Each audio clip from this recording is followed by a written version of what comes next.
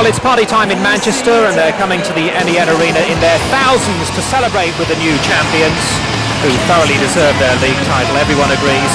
We're all looking forward to a real carnival atmosphere as the Storm and the Steelers make their way onto the ice. The Storm rounding off their season and receiving their trophy.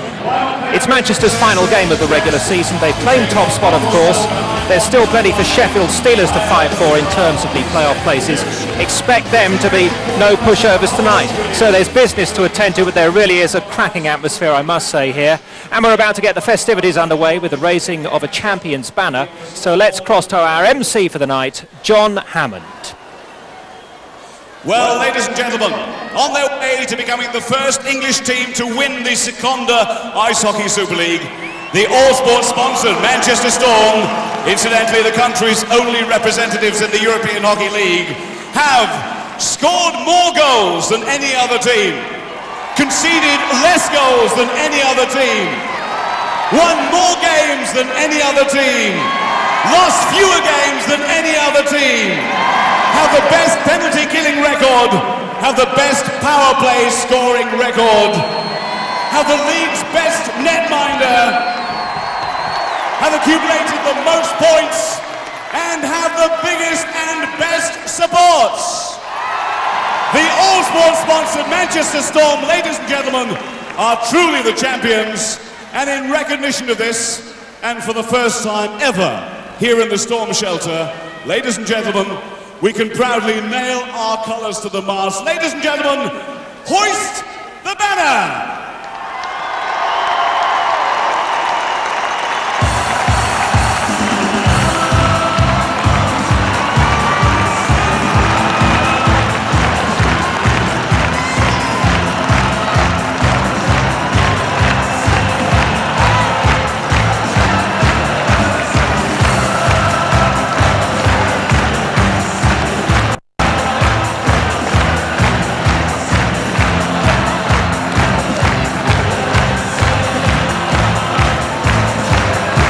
There you go, it's a nice touch, isn't it? And a great atmosphere, as we say, inside the MEN Arena tonight. They've made the breakthrough. Finally, they've got that first big prize, the Manchester Storm. Let's cross to the commentary box to hear what Mike Blaisdell from the Nottingham Panthers makes of it all. He's alongside Steve James. They do things in style in the MEN Arena, and the team on the ice have been doing things in style all season. And Mike Blaisdell, it's been hard keeping up with them. Well, you'd think they'd won something here. You look around this building. No, they've fantastic season for them all year. They've been so consistent, and they really deserve this. And the crowd certainly appreciates it. It's a great place to play hockey, I think, Manchester. So Manchester then are the champions. They're top of the league table. Cardiff and Nottingham are confirmed in second and third places, leaving a tight battle between Bracknell, Sheffield, possibly Ayr for fourth spot, Newcastle and London trying to avoid the wooden spoon. There are other games tonight. London play Cardiff, Bracknell visit Newcastle. It may well take the weekend games to decide the final placings. If, though, the table stays as it is now, then the two playoff groups would look like this.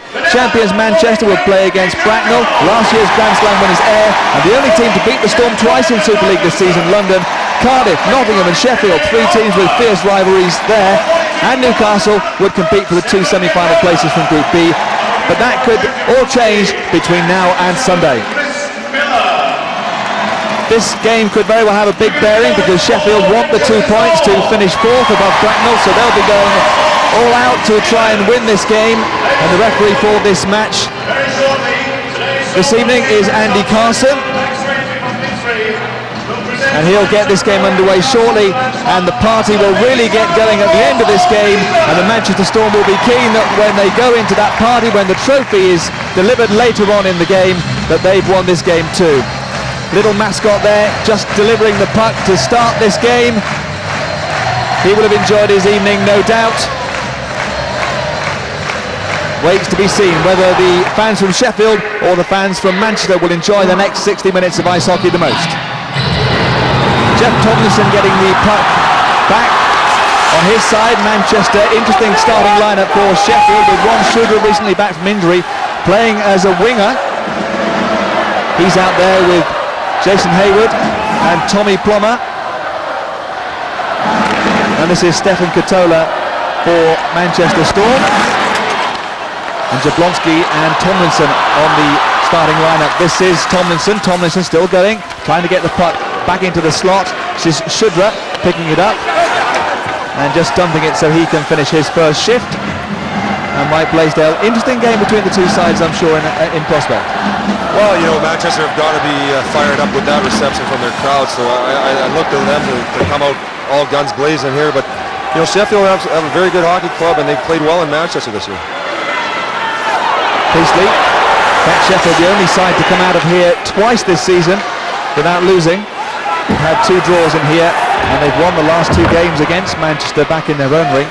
One after overtime, and the 5-0 win, of course, as well in the semi-final first leg of the Challenge Cup. Blair Scott with a big shot there. Looked the back trying to get some wood on the puck, but couldn't manage that. It's still inside that zone, though. Sheffield still having to do some defending here. Frank Kovacs, another of their recent returnees from long-term injury, trying to find Ken Priestley. Sheffield look to be making real quick changes, and they're not venturing too far into Manchester's zone right now. They look like they're playing a very defensive style at the moment. Van der Horst gets it around the boards, picked up by T to Win, holding it on to his brother John Wynn. John Wynn with a big shot, saved by Peter Angelo. Marco Sten picks it up. Some interesting combinations of lines for Sheffield because of the injury problems that they've got coming into this game. This is Pierre Allard. Allard dropping it for Mike Morin. Out there with Dave Morrison as well. Dave Longstaff for Sheffield will go over into the corner. Does well, but it comes back for Manchester. Morin couldn't get the shot away. John Wynn did enough to throw him off. Yeah, Steve, you mentioned the line combinations. It looks like with Shudra playing forward, I think Don McKee's probably thinking he'd like to get him skating a bit, get him in shape. He hasn't played for a while, and maybe that's a way for him to get his fitness back. We've yet to have a break in play in this game. We've had over 2.5 minutes. I'm still waiting for the first stoppage. A number of changes on the fly for both sides as Manchester come forward once more. Dumping it in low. And in there, chasing in, trying to pick up the puck on the forecheck, Richard Uniacke, who's a former Sheffield Steeler, of course. Miller to Weaver. Jonathan Weaver still going, gains the zone, loses the puck. Big Ron Shudra, again taking things nice and easy. Might be caught out here though. This is Tomlinson. Tomlinson with a shot, saved by Craig Lindsay. His first opportunity to show us what he can do here on Sky Sports, having joined from Scottish club Paisley Pirates.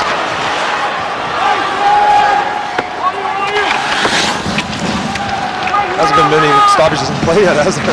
Well, we're still waiting for our first one, and we've already had over 3.5 minutes. Not over physical at this stage. There is going to be the first stoppage as Craig Lindsay just covers up. And as far as the teams for tonight's game are concerned, Manchester have a couple of players on their bench that maybe won't see any ice time. In fact, Kelly Askew and Troy Newmeyer are injured, but want to be part of the experience. So they are one short on D. 5 defensemen for Manchester Storm. They've got 11 forwards, including top point scorer Tomlinson. He missed the game against London. Top goal scorer is Jablonski. And as I said, number 26, Richard Uniacke, was released by Sheffield just a month ago. Kirk Klein and Dorst looking pretty relaxed this evening, as well he might be under the circumstances. This is Manchester with Marco Sten with another shot to test Craig Lindsay. Sheffield with Wilson, now with Kovacs. Like Shudra, he had knee surgery earlier in the season.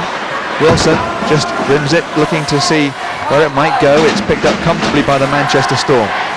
Priestley is there to try and cause a problem, but it's not going to be difficult for Manchester to come forward with this now. Gaining momentum here. Stefan Katola. Offside is the call there. We can look at the Sheffield side for the game. A couple of injured players there. British legend Tony Hand is not on this list. Neither Craig Chapman or Derek Laxdell, who is another who might be out for the season, like Manchester's Kelly Askew. That remains to be seen. Several other players are playing with injury problems, and as we've seen already, Ron Shudra, normally a defenseman, is going to be playing on the wing as a forward for this game. Yeah, it's a tough time of year for all the teams. I think a lot of teams are trying to rest a few guys and get ready for the playoffs. But you know, you still at the same time you want to go in with some confidence into the playoffs. So it's a tough situation for the coaches.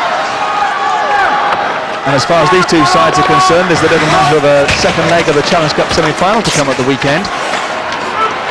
So points to be picked up on the psychological side of things there too. Weaver getting it out to Brabant. Brabant with the shot, comes back off the boards. Rubachuk trying to get a hold of it, couldn't. Weaver though can. Weaver finding Brabant in the corner. Has Hoppen back on the blue line, doesn't use him. This is Weaver. And there's a penalty being called here. First power play of the evening coming up. Holding is the call. I think Falkenhall has got a penalty for holding there. It's going to be tough on Sheffield tonight if they want to play this style. They're sitting back and they're letting Manchester come at them pretty strong. And with the speed Manchester has, you're going to wind up taking penalties. And they had a lot of pressure on that shift. This Lindsay's going to see some shots tonight, I think. Here Weaver comes out from behind the net. There's too much time on the puck for these guys, and I think, as I said before, Lindsay's going to see a lot of rubber tonight. Maybe Hakan Falkenhall thought he might get away with that, seeing as how it's his birthday and all. Happy birthday to Hakan Falkenhall. He can sit down and think about his birthday cake whilst he's in there for the next 2 minutes. He's 31 today. First power play, and as we've already heard, Manchester pretty good when it comes to almost any statistic you can think of, including power play. They're the best when it comes to that, 21%. But reasonably good at penalty killing. Sheffield second best overall, although not so good on the road as they are at home. Only the 5th best record on their travels, Sheffield Steelers, when it comes to penalty killing.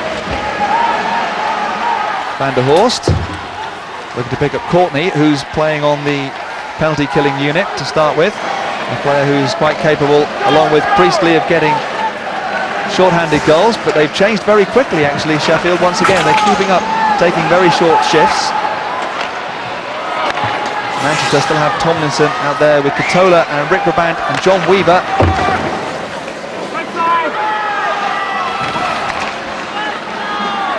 Turned in again. Sheffield happy to get the puck down to the other end. Yeah, Sheffield, you can see that they're certainly got some forwards out of the lineup, because normally you wouldn't see Ed Courtney killing penalties, but tonight he was on the first shift killing penalties, which is not where he usually plays. Chance here coming forward. This is Jablonski trying to go for the wraparound and gets it! Stuffs it in, take that! First goal of the evening. Is it going to be a big party for Manchester? Well, it started the right way. 1-0 to the Storm.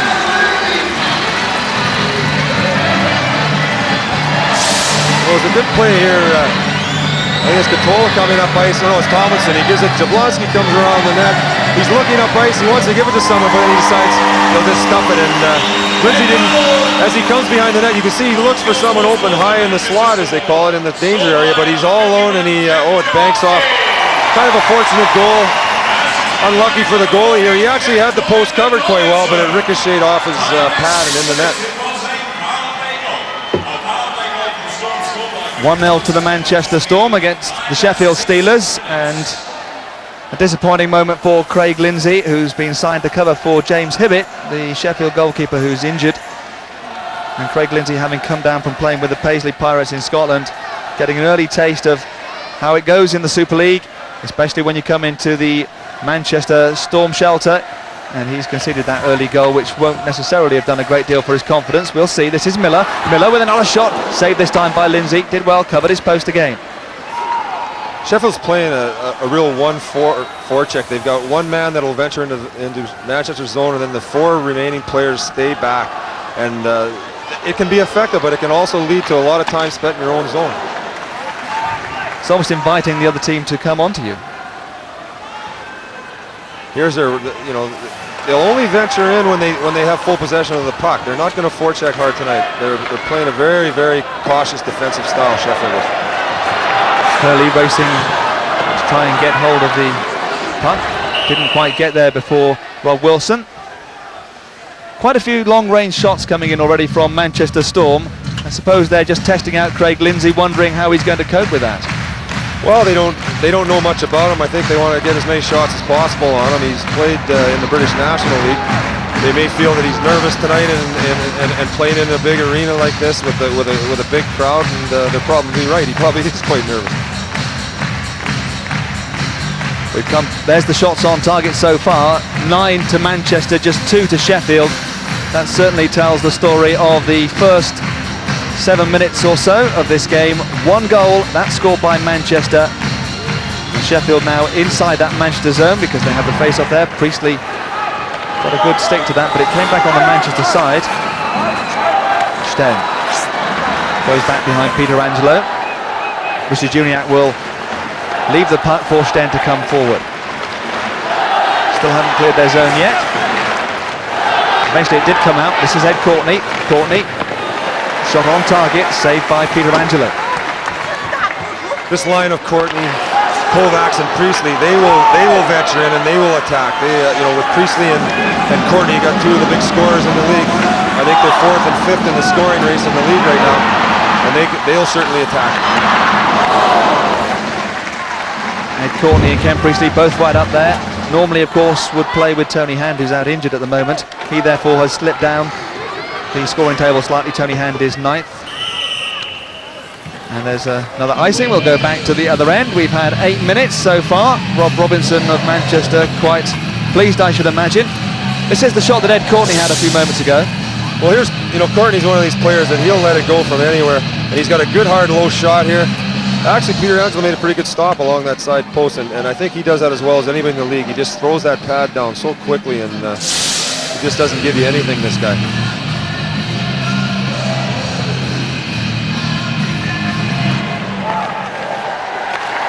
Brabant with the big shot there. And another one coming in on Craig Lindsay. He's certainly not going to have a quiet evening, is he? No, I think Manchester want to really test him, and there's going to be a lot of shots on goal in this game, especially in the Sheffield zone.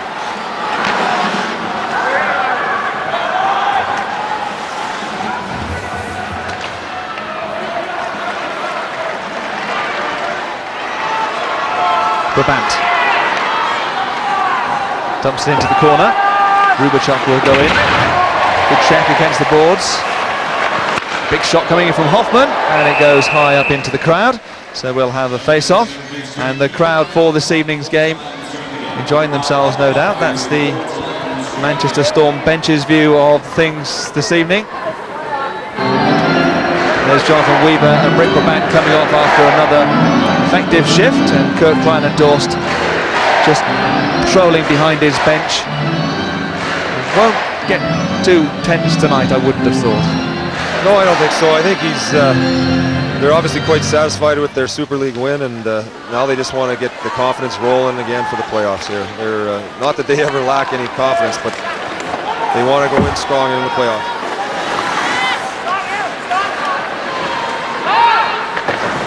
Tee to win is behind Peter Angelo, gets it out in front, covered up by Peter Angelo, the number 1 netminder in the league.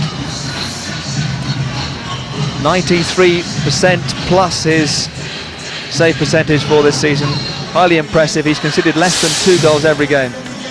Yeah, and he's a real workhorse, as you say. He's played probably 95% or more of the Storm's games this year in the Super League, and that's very rare in this league. I don't think any other goalie even came close to that amount of minutes that he's played. Tee to win against Tomlinson. Sheffield get the draw. Shot is well off target. This is Craig Short.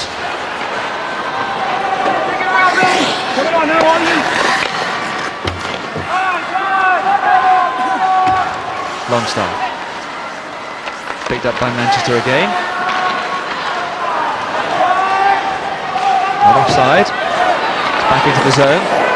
Craig Lindsay turning into the corner. Jablonski didn't collect it. And this now is a chance for Longstaff to come forward. Gets a pass right across the tee to win, out in front is Cal Short, and that was so close as well because Frank Kovacs was coming in, had a good chance to score there. Jablonski just turns it into the corner so they can go for the line change, but that was very close there. I don't know how that puck did not go in. Peter Angelo didn't know where it was, and Kovacs had just an open net to shoot at. It must have hit Peter Angelo somehow. I don't know how that puck did not go in though. Suddenly there was 2 players right in front of Frank Pietrangelo. We're going to have another penalty, another power play coming up here. It's a interference call. And it's Ron Shudra who's been called for the interference. Another Manchester Storm power play coming up. Yeah, I think Shooter just trying to hold his man up from getting some pressure on the Sheffield defenseman. So Shooter, as an ex-defenseman, was probably trying to help out his buddies back there on defense, holding up the Manchester forward, and he got caught on it. Don McKee has seen his side take 2 minors already in this game. We're just over halfway through the first period. He's also seen them concede a goal, and he knows that he hasn't got the full strength lineup that he would like to come into a game like this. No, you do not want to be killing penalties all night against this Manchester Storm team either. They have the best power play in the league, and you can see why. They fire that puck at all times. They have great point shooters. Weaver with Brabant. Weaver gets it around the boards. Rubachuk just holds up Falkenhall.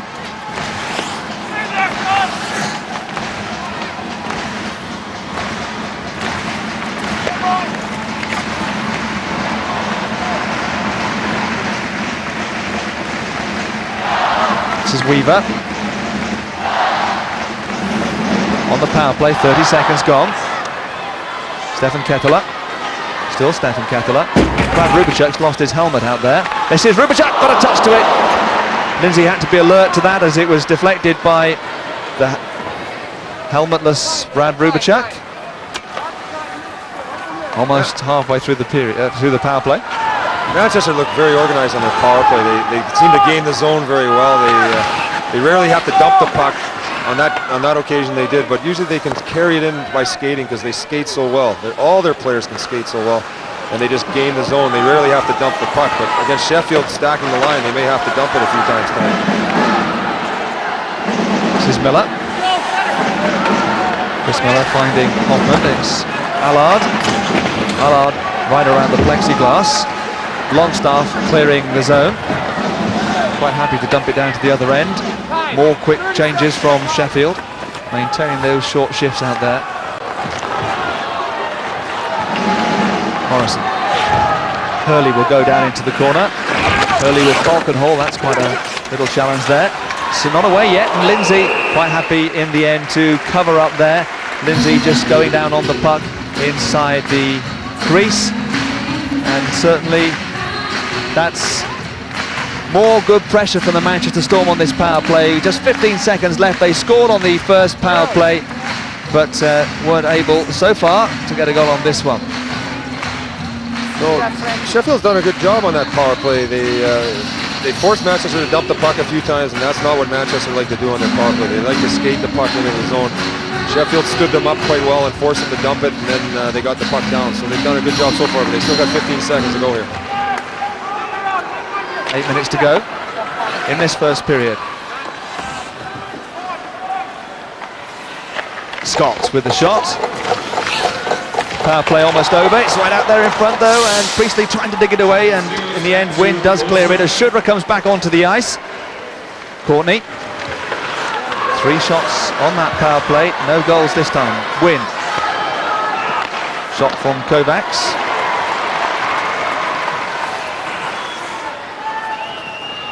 This is Blair Scott. Courtney again just dumping it in. Nobody going in there though for checking for the Sheffield Steelers. Quite happy to just wait. Frank Kovacs was just on the blue line on the edge of the Manchester zone, and that was all. This is Manchester coming forward though, and Tommy Plummer did well to come across with Rubachuk on his way through there. Kovacs will now chase this one in, gains possession.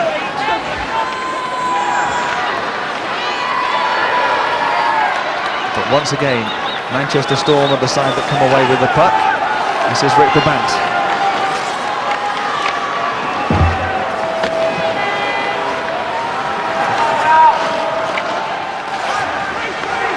Tommy Plummer for Sheffield, coming forward with a head of steam. Plummer, that's a good pass as well, and a shot coming in from Hayward. Somehow Peter Ranslow managed to keep that one out. Good work, still pressure here. Plummer turns it back into the slot. Back now to Cale Short, shot off target. And this is a concerted spell of pressure here from Sheffield. We've not seen too many of these. This is Cale Short again.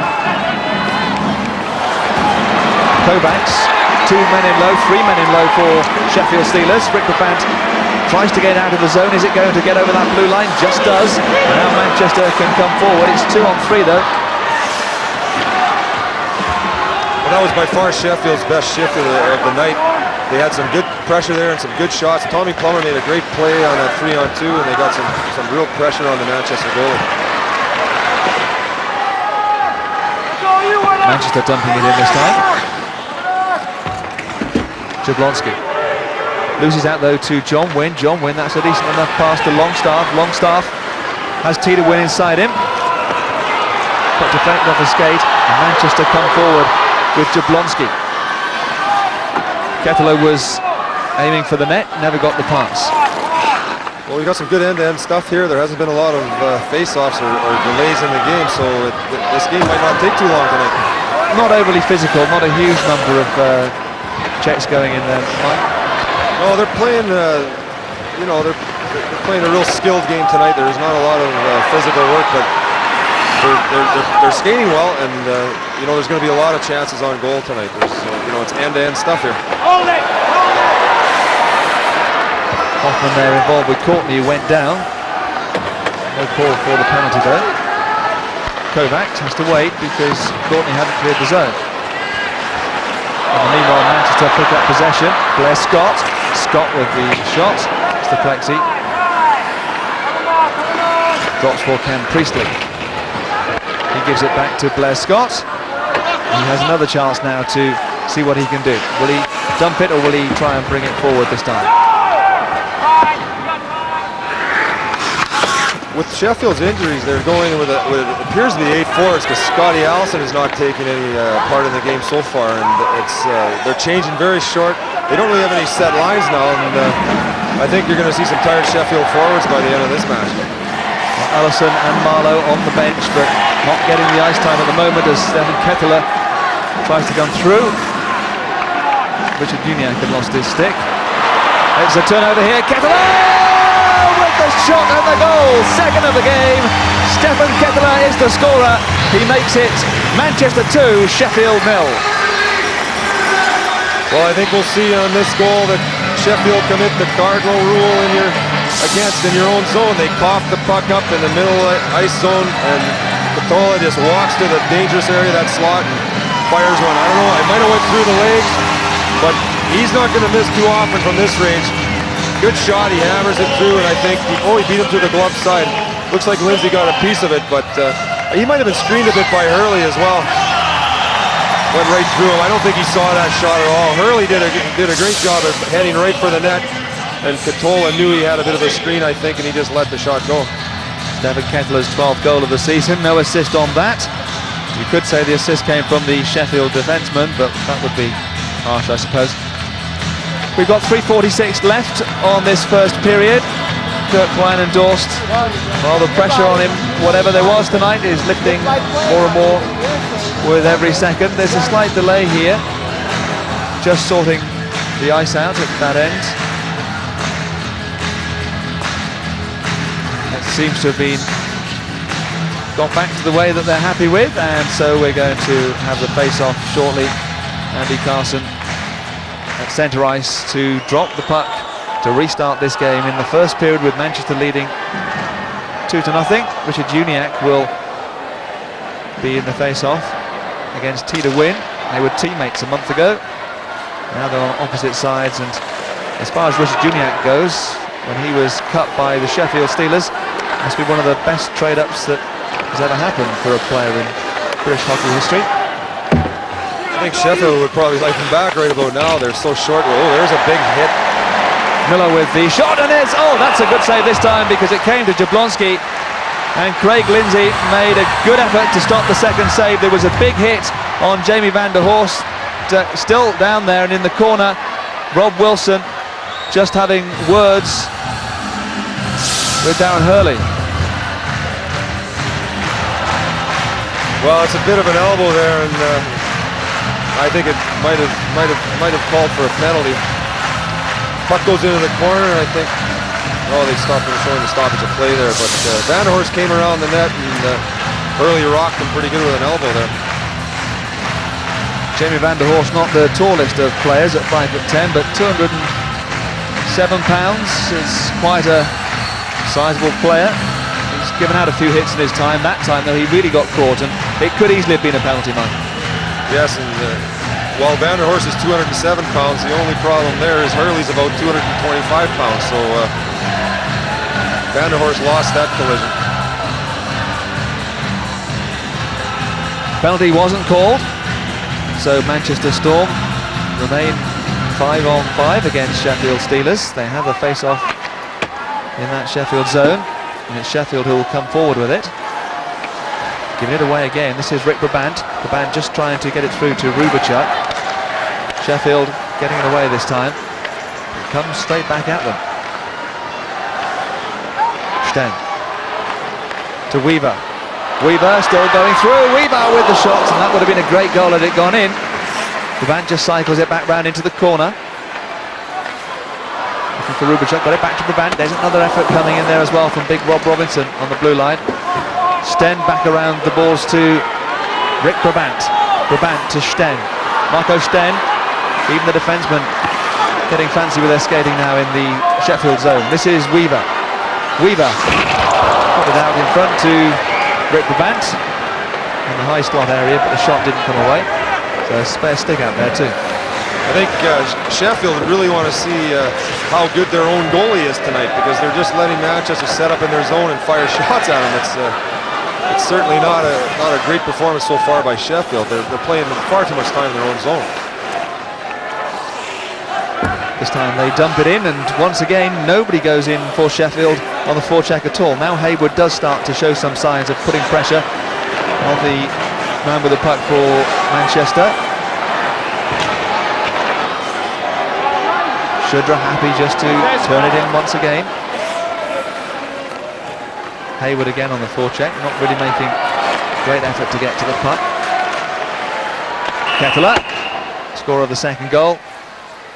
And an offside call there as well. We've got 1:40 left on the period. It's Manchester 2, Sheffield 0 as the Manchester Storm change lines once again. I think Don McKee is probably over there shaking his head, wondering, you know, we get 2 penalties against, one's just a soft little interference call.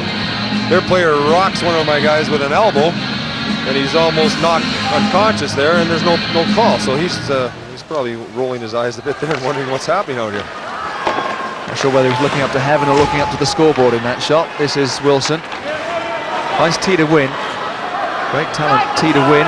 Suffered an awful lot with illness earlier on in the season after Sheffield came back from the Continental Cup. One of the players that suffered glandular fever in the Sheffield camp. Wilson. John Wynn, his brother, also suffered, although not as badly, with the virus that laid Tita Wynn low. Both of them came from Italy last year. Mike Morin for Manchester to the blue line. That's Dave Morrison. Morin turning around for Pierre Allard. Moving it well at the moment, Manchester, and keeping possession. Now though they've given it up, and this is Tita Wynn coming forward. Hasn't got any real support and needs to go back into his own zone to find some space to get some momentum. Now he has it. Wynn. Plenty of Manchester players though back there to cover the pass. Now though they might have caught themselves out a little bit here. Rob Robinson was the player doing the acrobatics on the ice to stop the shot.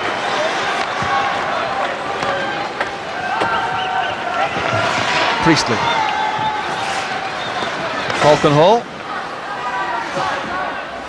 Again, just as you think that the Sheffield Steelers are coming forward at a pace, they just decide to dump the puck, and then the momentum, and they don't really seem to be overly keen on getting forward a lot of the time. Well, they seem to dump the puck in, and then even when they have some pressure, they still back off, and I think it's going to be a very long night for the Sheffield Steelers if they don't get a little more hungry on that puck.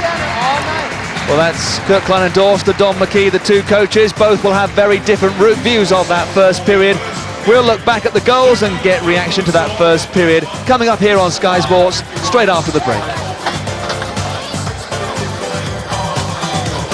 And it's so far so good for the new champions. The Storm leading by 2-0 and out shooting Sheffield pretty comfortably as well. the penalty minutes in that first period, all served by the Sheffield Steelers. And Mike Blaisdell is with me in the studio. Mike, is it pretty much dictated by the injuries that Sheffield have had this game so far? Yeah, I think the keys to their lineup. Laxdal's out, a good forward. He's been out for quite some time now. Allison hasn't taken any part in the game. Tony Han is missing. They don't feel, I think, that they have a lot of offensive threats up there other than Priestley and Courtney. So they're sitting back, which is a tough way to play against Manchester in here because they come at you so hard. And I just think they should probably go after Manchester a little bit, at least send two guys the odd time. They don't risk anyone. They send one down cautiously, then he backs off as well. And what Manchester does is they come up with all that speed, and they're gaining the zone, and then they're so quick down low, and Sheffield are playing the whole night in their own zone. Manchester obviously looking to impress in front of their home fans. The first time they've played in front of them since they've won the league title. What about that first goal? Will the netminder be a little bit disappointed when he looks back at this one? Well, I think it was a good play by Jablonski. As you see, he's coming wide with the puck. Now he gives a good look up. He sees if anyone's open. He doesn't see anyone. And now as he comes around, he just stuffs it quickly. And that's one of those ones. I think the goalie should have probably had that one. Really, he probably could have. If you watch it, he probably could have laid his stick flat on the ice. There's no way Jablonski's going to get the puck up high. He's going to have to come low with it. And I think he didn't have his stick flat on the ice. And he'll probably wish he could have that one back. Sure, Sheffield outshot, 18-8 in that first period, but they did have some good chances, and I know you were thinking what happened to Frank Kovac's shot. I think we can see that it probably hit the post. Did it? Oh, I thought it was in from where I was looking, and I just couldn't believe it. The puck, I think it hits a skate or something, comes out, and then you'll see Kovac's just come out of nowhere, and he's all alone as the puck comes out. There's a first shot, and then here's Kovac's. He shoots it. I think Peter Hensel got a piece of it. It might have hit the back of his skate, but sure. This is the way this guy's been playing all year, and he, you call it lucky sometimes, but you make your own luck. And this guy, I think it rattled around. It might have hit the post, but it never did cross the line. And that's Frankie Pietrangelo's season summed up right there. Things are going his way. If that was disappointing for Sheffield, then the second goal was very disappointing, wasn't it? Came from the turnover. Yeah, and you can sure the coach won't be happy about this. No, I mean, cardinal rule, keep it out of the middle ice area. I think it hits something here, but ricochets, and then Katola picks the puck up, and then he gets into that dangerous area. But Hurley did a good job. He gets in front of the goalie's viewing area, and I can't really blame the goaltender on that one. This goaltender, though, is going to see a lot of shots tonight. Okay, well, so far it is quite comfortable, isn't it, for the Manchester Storm? Sheffield would expect perhaps to pick things up a little bit, certainly in the second period to come. But let's take a brief pause now and look back over some of the action from the last few days in Rink Roundup.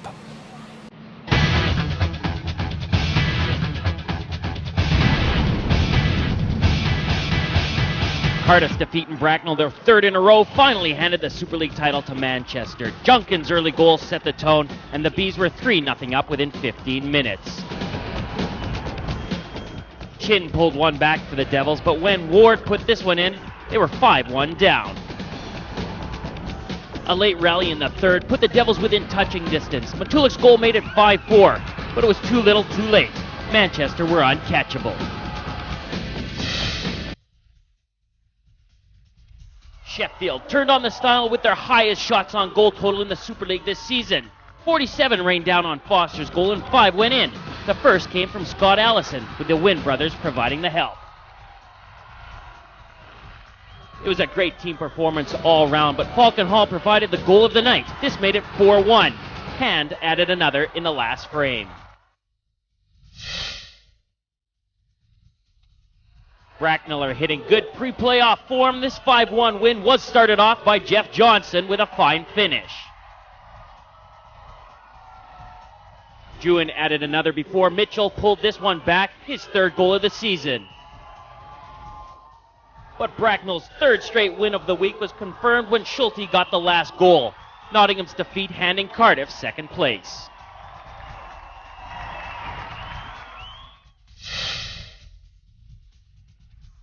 For the seventh time this season, the London Arena witnessed an overtime game. Travis Thiessen put the Knights a goal up in the first. Priestley and Longstaff both scored for Sheffield before Harding forced overtime, but it stayed at 2-2. Going into the last 6 minutes, Newcastle were 2-0 down. but a titanic turnaround was begun by a sensational skate by Mike Bodnarchuk. Black grabbed the equalizer, and then he struck again to give the River Kings the win.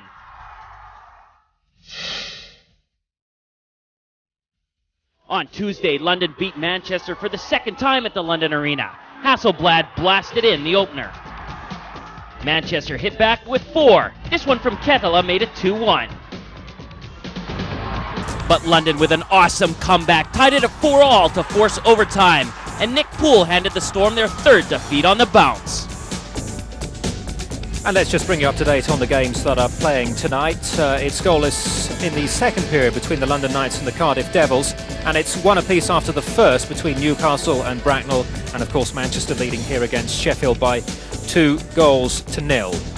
And Mike, the Nottingham Panthers are short of third spot, but I guess you're looking towards what, Sunday's game, the second leg of the Challenge Cup semi-final against Cardiff. There's only a goal in it, so it's going to be tight, but you've got it in your barn. Yeah, obviously we're pleased it's going back in our rink. The problem with that is they've beaten us nearly every time. I think they have beaten us every time in our rink.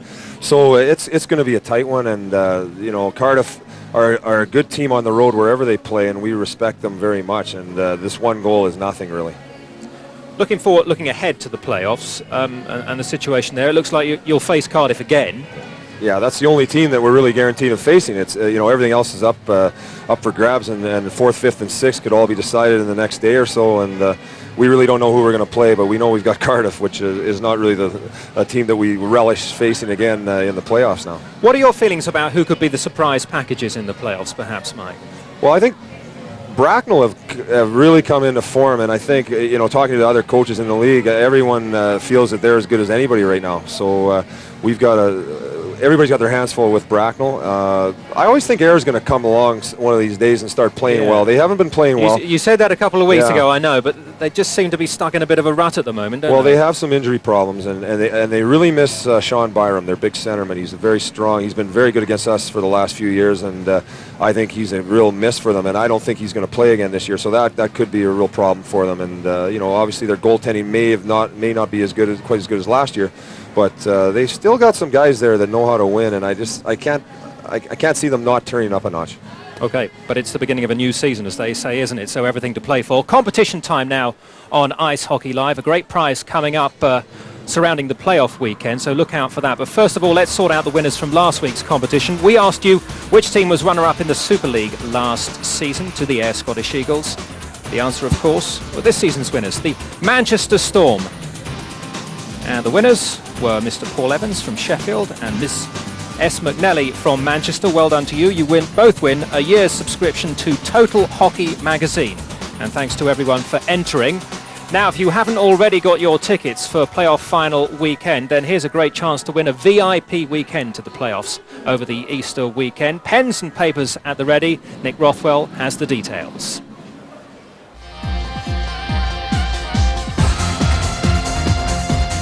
We have a pair of tickets to this season's playoff semis and final at the MEN Arena in Manchester.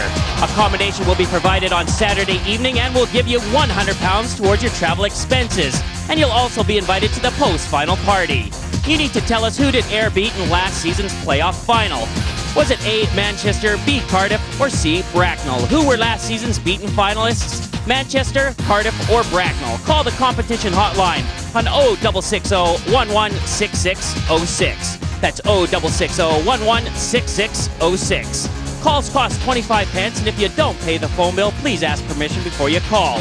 Lines close midnight on Sunday, and we'll announce the winner next Thursday. Good luck.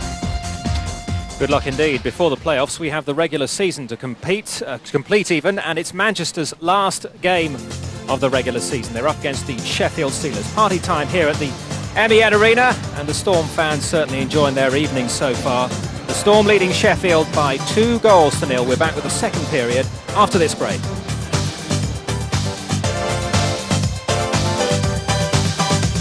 And we're very much enjoying the carnival atmosphere here in the MEN Arena in Manchester. The crowd saluting the champions of Super League. They've waited a long time for this moment, and they'll enjoy seeing their team presented with a trophy at the end of this game as well. Manchester leading by 2-0 against Sheffield, and it has to be said, looking pretty comfortable at the moment. But there's plenty to go. Still 40 minutes of hard, competitive ice hockey to come. Let's get back to the commentary box, to Mike Blaisdell and Steve James. Both sets of skaters just still limbering up, ready for the period to come. The second period, Manchester leading 2-0. Both sets of coaches actually, presumably, like yourself, Mike, starting to think about rosters for next season. And news that we've got this wage cap coming in for the next season, £500,000, the figure that Kurt and Don and yourself are going to have to work with. What do you make of that? Well, I think it's it's just a sign of the times, perhaps, and the owners of the clubs are wanting to get things right in the books, and the problems that Sheffield had. I think everyone wants to get things under control a little bit, and it will certainly affect the roster size, perhaps, and but everyone is going to spend the money the way they see fit. So we'll see what happens. I think they'll all be competitive teams in the Super League, though. Some interesting times to come on that front too. It is Hoffman with possession at the start of this second period. Falkenhall gives Tomlinson a good shove there. See if we have a different set of tactics from Sheffield in this second period.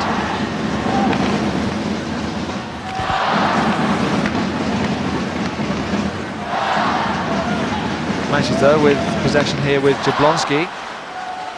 Trying to find Tomlinson.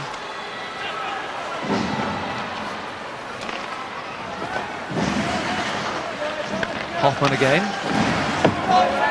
Dumps it in this time. And the Sheffield Steelers have a little bit of time here just to consider their options.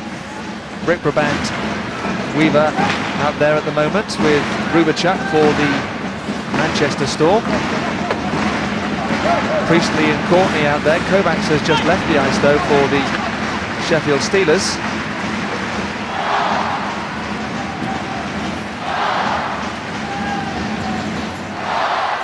Rick Brabant turning it back in.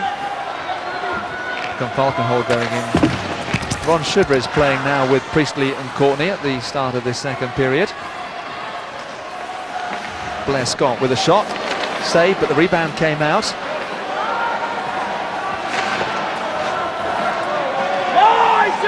Well, Sheffield looked a little sharper this period, I think. Manchester had that real jump from the crowd's reception at the start, and perhaps they're going to come back into this game and make it a little more interesting than it was in the first period. Well, a goal would certainly be the tonic that Sheffield need. Not going to get it like that. They've given the puck away. Weaver getting it out in front. This is Hayward, though, who can clear the zone. Does no more than that, though. Just clears the zone and then skates off for the line change. And once again, they've given possession straight back to the Manchester Storm. Morin, not much of a hit there, really. Wilson and Morin, all very softly stuff. Allard, closed down. That's Shudra on the far side. Shudra just clearing it out. Kirk climbing Dorster. I think Shooter just shot the puck into his own bench and hit one of his own players there. They're probably they can't afford any more injuries. They don't want to be hitting their own guys with pucks in their bench. Well, Ron Shudra may, of course, be playing forward tonight, but once a defenseman, always a defenseman, and he obviously decided just clearing it out of his zone was the way to do it, but went a bit astray. Ron Shudra, nice to see him back, though, after all the injury problems he's had this year. Yeah, a knee injury, a serious knee injury and surgery, and I think it's always tough to come back for a player after that surgery. They're a little bit tentative sometimes, and I think Shudra wants to get a few games under his belt before the playoffs start. But he seems to be doing a pretty good job up on forward tonight. Well, he dressed for the Challenge Cup game recently, had no shifts in that first leg against Manchester Storm. That's Craig Lindsay making his first appearance for the Sheffield Steelers in nets, having signed this week. And last year he was playing with the Memphis River Kings. He was 7th ranked in the BNL goalies list this season.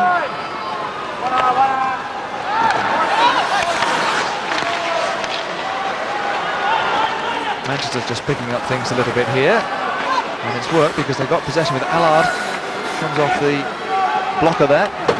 Kovacs Got it clear, straight to a Manchester player once more though. Hoffman, he dumps it in. Mike Moran will chase in. Kaleshaw has plenty of time just to rim in, almost caught Morrison as he went for his line change, the Manchester captain. But this is Longstaff. Longstaff just dropping it to Kovacs. Kovacs back to the blue line. The shot coming in from Falkenhall, taken comfortably by Frank Pietrangelo. Well, Frank Kovacs is getting a lot of ice time tonight. He started the period, he took the first shift, then he went off, I think, just for that short shift that Shooter replaced him for, and then he's back out again. So he's going out every second shift. And he's been injured for most of the season. Again, maybe Don McKee is trying to get him in better fitness for the playoffs, so he's going to play him a lot tonight. He was back just a couple of weeks before Ron Shudra. He's got himself a couple of points, a goal and 2 assists since. Well, they've missed big Frank Kovacs in their lineup. He adds a physical presence, and he's a pretty good goal scorer as well when he gets a chance, and he takes the body quite well, and he's the big guy in front of the net. So I think Sheffield are very happy to have him back in time for the playoffs, as they are happy to have Ron Shooter. And sooner or later they'll get Shooter back on defense where he really belongs. Well, now they've got Courtney out there with Plummer and Priestley. Plummer going in against Richard Juniak for the face-off. Manchester Storm winning the draw. Miller.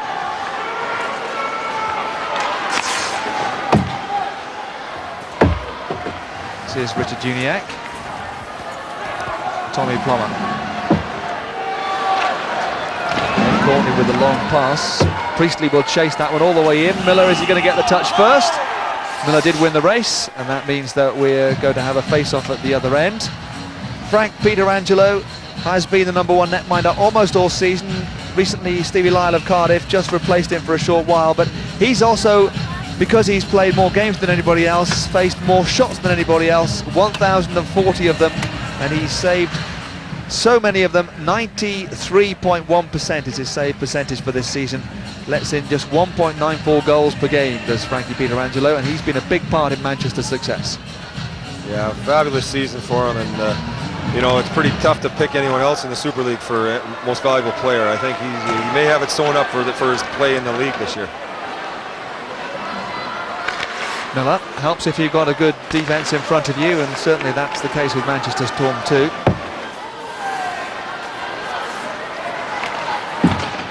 Wilson for Sheffield.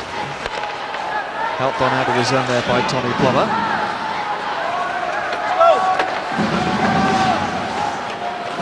Manchester trying to find their groove again at the start of this second period. Haven't really got going like they did at times in the first period. We've had almost 5 minutes of the second period. This is Priestley to Plummer. Plummer taking on Blair Scott. Still Tommy Plummer, and in the end he just couldn't keep the edge on his skates as he tried to get past the big man. Tommy Plummer, a real workhorse of a player who served Sheffield well for a long time now. Well, he made a pretty nifty little move here. Then he drove wide, and it looked like was it Brabant there, or Scott got the puck or a stick on him there. It was Blair Scott got a stick on him just as he was driving to the net and knocked him off balance. But pretty good defensive play as well by Blair Scott. But looks like Tommy took a stick in the mouth there. He's not very happy there. I think he's swearing there, Steve. I don't know. I thought I read his lips. I cannot lip read. I'm sure there's someone out there that can lip read. I don't lip read in Canadian. That's my problem. I think it's also an English phrase he was using there as well, though. We shall say no more. This is Manchester coming forward with Stefan Kettler. Kettler just ran out of time, but he's still got the puck. Gets it back to Jablonski. Jablonski runs into Longstaff, and this now is Ron Shudra.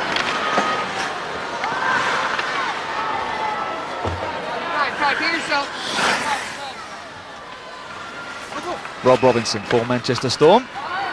The game just picking up a little bit, and turned in low. Of course, there's a big party to come here at the end of this game when they present the Monteith Bowl to the Manchester Storm as the third winners of Super League.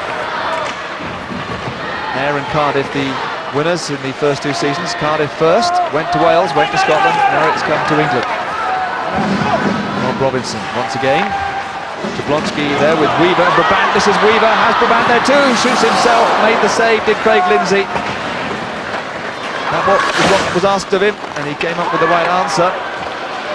Suddenly Sheffield going forward. They are committing themselves a little bit more in this second period, Sheffield. Weaver again, Weaver with another shot, just off target. Could be another shot coming up here as well. Priestley though holding up Rubachuk. Weaver though has another chance. Weaver again not quite able to get the goal. This is Miller, defenseman jumping up into the play, and there's the goal. Comes off Rubachuk. Rubachuk's 57th goal, the all-time leading goal scorer for the Manchester Storm, gets another, and Lindsay couldn't stop that one. It's 3-0 Storm. Again, some very good pressure from Manchester, and they're starting to take the body a little more, but they move the puck so well down low, and you see Rubachuk, he gets himself in front, keeps his stick on the ice. Really, Ed Courtney should have probably gotten his stick off the ice. You can see Courtney, that was his man. Ed Courtney's just standing there really not being very effective on his checking there. He should have come out and tried to get his stick off the ice, but Rubachuk does that very well. He gets to the net, and he's always got his stick on the ice. And those Storm players, they can find the pass through traffic like that. And this is looking like a long night for Sheffield. Assist there for Miller and for Rick Brabant. 3-0. Weaver and Brabant still out there with Rubachuk. And he scored the goal. They kept the same line on Manchester. Priestley and Courtney still out there too as well, actually, for Sheffield, with John Wynn. This is Wilson having to scamper back now. Craig Lindsay holding up Rubachuk Wilson. And this is a real opportunity again for Manchester. Rubachuk with another shot. Still Rubachuk gets it into the side of the netting. Morrison's out there, he's trying to stuff it in somehow. Courtney holding him up. Comes to Mike Morin. This is Robinson. Robinson to Morin. And Sheffield cleared the zone. Like, one thing I've noticed about the Sheffield goaltender Lindsay, he doesn't freeze the puck very often. He likes to put it back into play, and I think his Sheffield teammates don't want him to do that right now. Oh, great goal! Mike Morin! No chance for Craig Lindsay to do anything with that one. It was past him in a shot, and it's 4-0 Manchester Storm. Well, this is what you call a bullet. Morin steps over the line, he's got some time to shoot it, and he lets it rip. Really, the goaltender, I think he just was cleanly beaten on this shot. It didn't hit anything. Just a clean, hard shot there. That puck just zipped off his stick there, and there wasn't much of a chance for that goaltender. 65 seconds between those two goals, and just when it looked as though maybe things were going better at the start of the second period for the Sheffield Steelers, those two quick goals have brought them right back on their heels, and not surprisingly perhaps, Don McKee wants to have a word with his players. He's called a timeout. Well, Don, I'm sure he's very disappointed right now in the play of his team in front of that their goaltender. They're backing up. They're letting Manchester rule the roost here. They're not really creating any chances themselves, and it's you can't play hockey like that very long. And the other thing they've got to worry about is Manchester getting confidence for the second leg of the Challenge Cup, because they are 5 goals down, but they're very lucky they're not playing that second leg tonight. Well, certainly they'd just be the 1 goal behind now after those 4. The task they have in front of them is to score 6 more than Sheffield on Sunday, and you'd think that would be pretty hard, but in this game so far, and certainly Peter Angelo has not had a great deal to do tonight, has he, so far? No, I think there's cobwebs beginning to form on him back there. He hasn't had to move yet, but he had maybe 2 shots to save in the first period, and then it's been all one-way traffic since then. Here they come again, Manchester. Van der Horst. Let's see if there's some extra steel in the Sheffield players now, following those words from Don McKee. Scott. Van der Horst around the boards. Mike Morin, though, the scorer of that goal, picked it up. Cleared.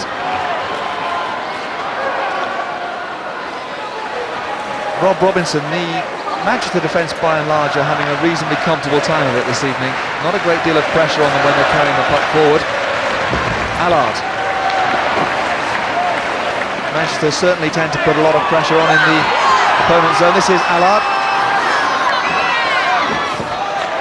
Robinson with the shot. Just poked away into the corner there. Kovacs. Now a chance to come forward. This could almost be a 3-on-2 here for the Sheffield Steelers. Longstaff saw the play going for the net. Kovacs, but couldn't pick him out.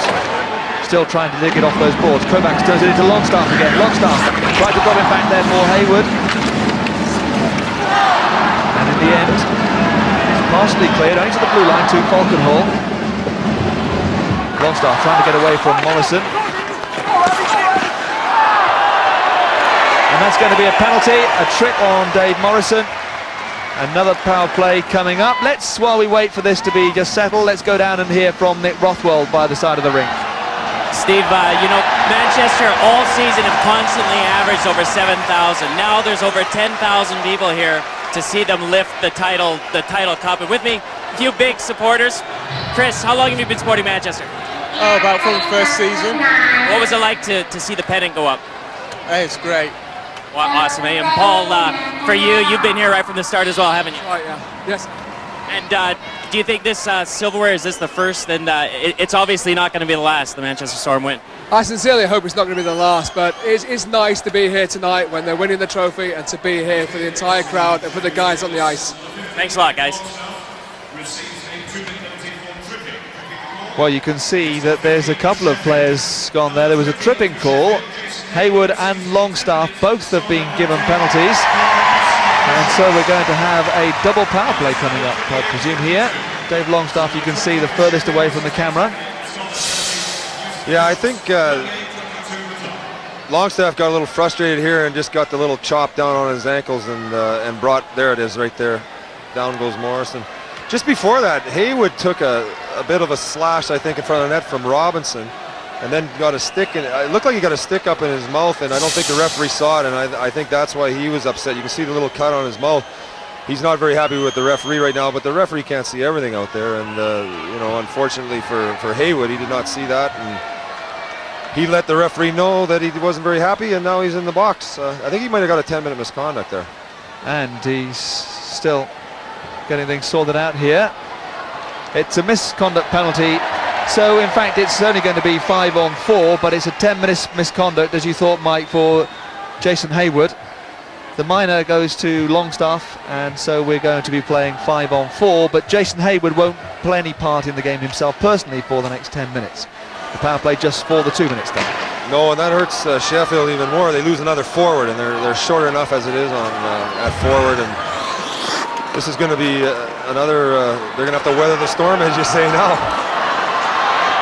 I'd trademark that one if I were. Well, they've got to be careful too that in trying to defend this penalty they don't get over enthusiastic and give away another one, Sheffield, but this is a chance. Courtney forced away into the corner. Miller will follow him all the way there. Courtney certainly threw off Miller nicely, didn't he? John Wynn gets the shot on Frankie Pietrangelo, but he was alert to that one. Good stuff there from Sheffield, killing the penalty. You got guys like Courtney and Priestley out there, and John Wynn's got a heck of a shot here. He lets it rip through traffic, and they're just hoping to get a goal on this Pietrangelo and somehow turn this thing around, or plug the hole in the dike for a while. Frank Pietrangelo hasn't played the last couple of games. He's had a little bit of a rest. Didn't play in Cardiff or in London, where Timo Kaunen was in nets. Be getting a bit of a rest tonight, other than that shot and a few others, but I don't think he's going to be very exhausted after this game. Last Super League game for the Manchester Storm of the season. They've got the Challenge Cup against Sheffield to come on the weekend, then it's the playoffs for Manchester, and you would imagine they would get somewhere towards the climax of the season, which of course will be here in the MEN Arena.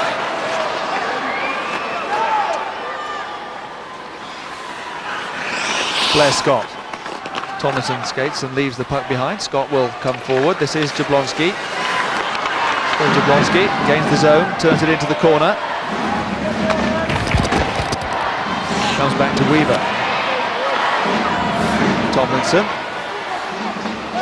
Allard gives it back to Tomlinson. Jablonski was right out there in front. And Tomlinson decided he was going to try and get all the way himself there. Sheffield breaking out with Kovacs. Comes straight back though. This is Jablonski. Jablonski, can he get his shot away? He can't. He's being held up. In fact, there's an offside call there. We've got 30 seconds left on the Manchester Storm power play, and this isn't one of their more successful power plays of the evening.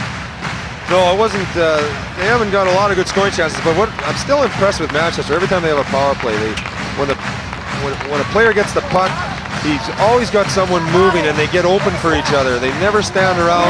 They move the puck, and their passing is so crisp.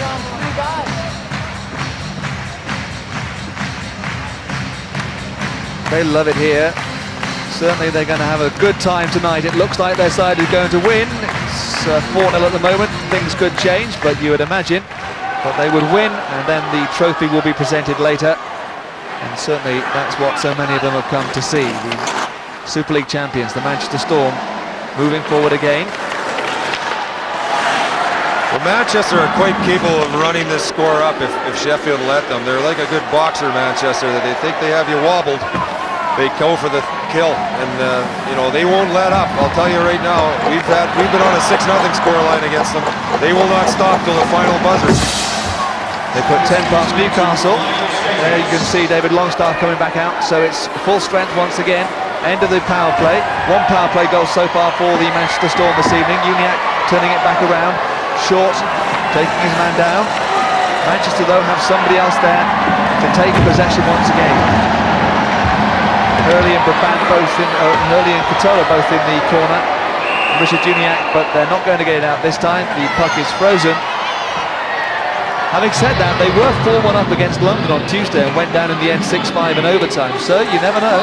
Yeah, you never know. And Sheffield have some guys that can put the puck in the net. But Manchester looks so collected tonight, and they're playing well defensively. As soon as Sheffield get the puck, they've got pressure on that puck carrier, and then they seem to pick up everything around them.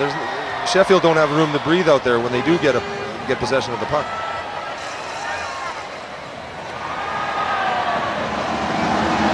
Maxim wave going round the Manchester Arena. That's usually a sign that they're pretty confident their side are in control here. And there's not too much tension in the arena. Not with the scoreline at 4-0 midway through this game. Kovacs is for Sheffield. Oh, that's not a good clearance at all. And a shot coming in there, and it's loose outside in that slot area. Comes back to Hoffman. Another shot coming in from Miller.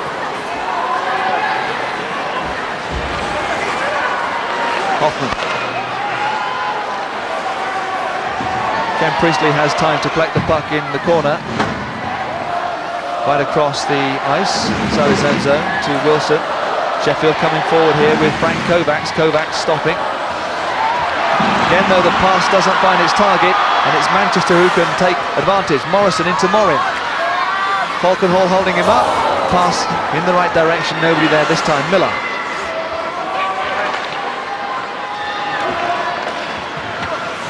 Almost seems sometimes like there's a magnet in that puck which takes it automatically to Manchester Storm sticks whenever it breaks free. Once again, the team in black have it.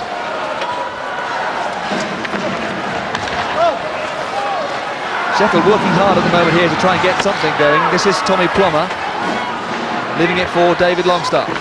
So that penalty a few moments ago. Ron Shudra chasing it into the corner with Rick Brabant. Checks him against the boards. Still Sheffield have possession, though. Plummer held up by Miller.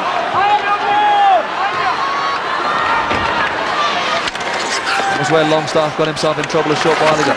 Battling with Hoffman this time. And a birthday boy, Hakan Falkenhorn, has to go back and tidy up for the Sheffield Steelers. Gets them going forward again. Comes off the boards nicely for Longstaff. Longstaff trying to go past Hoffman, setting himself up for the shot. Couldn't get it in the top shelf. Still pressing though, Shudra. Yet to get a point since he came back from injury. Ron Shudra in the corner. Plummer cycles it back for Longstaff. Longstaff behind Peter Angelo. Shudra out in front. Van der Horst back on the blue line. Can't get away from Rick Brabant. And in the end, the referee calls a halt to things. We're going to have the face-off with 6:53 left on the period. 4-0 Manchester. Well, that was a very good shift by Sheffield. David Longstaff especially was very strong on the puck. And here a little hook from Brabant, and I think he did dive a little bit, and Carson spotted the dive, I think, and was not going to give Brabant the penalty there. There's David Longstaff. There have been a couple of calls for Manchester that could have gone against them tonight. Certainly Darren Hurley earlier on with the elbow, but no penalties called against the Manchester Storm so far by Andy Carson.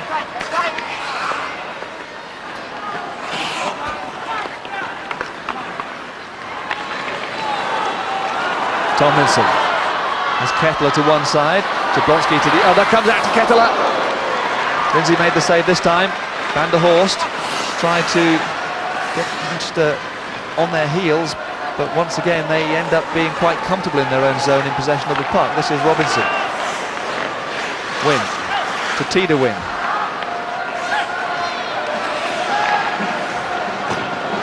You just get the impression that John Wynn and Tida Wynn may be the only wins that Sheffield are going to have in this arena tonight. You said it. Van der Horst. This is Tida Wynn. Certainly a player that's impressed this season, I think, in the Sheffield side. Gets the shot that time. Another one coming in there.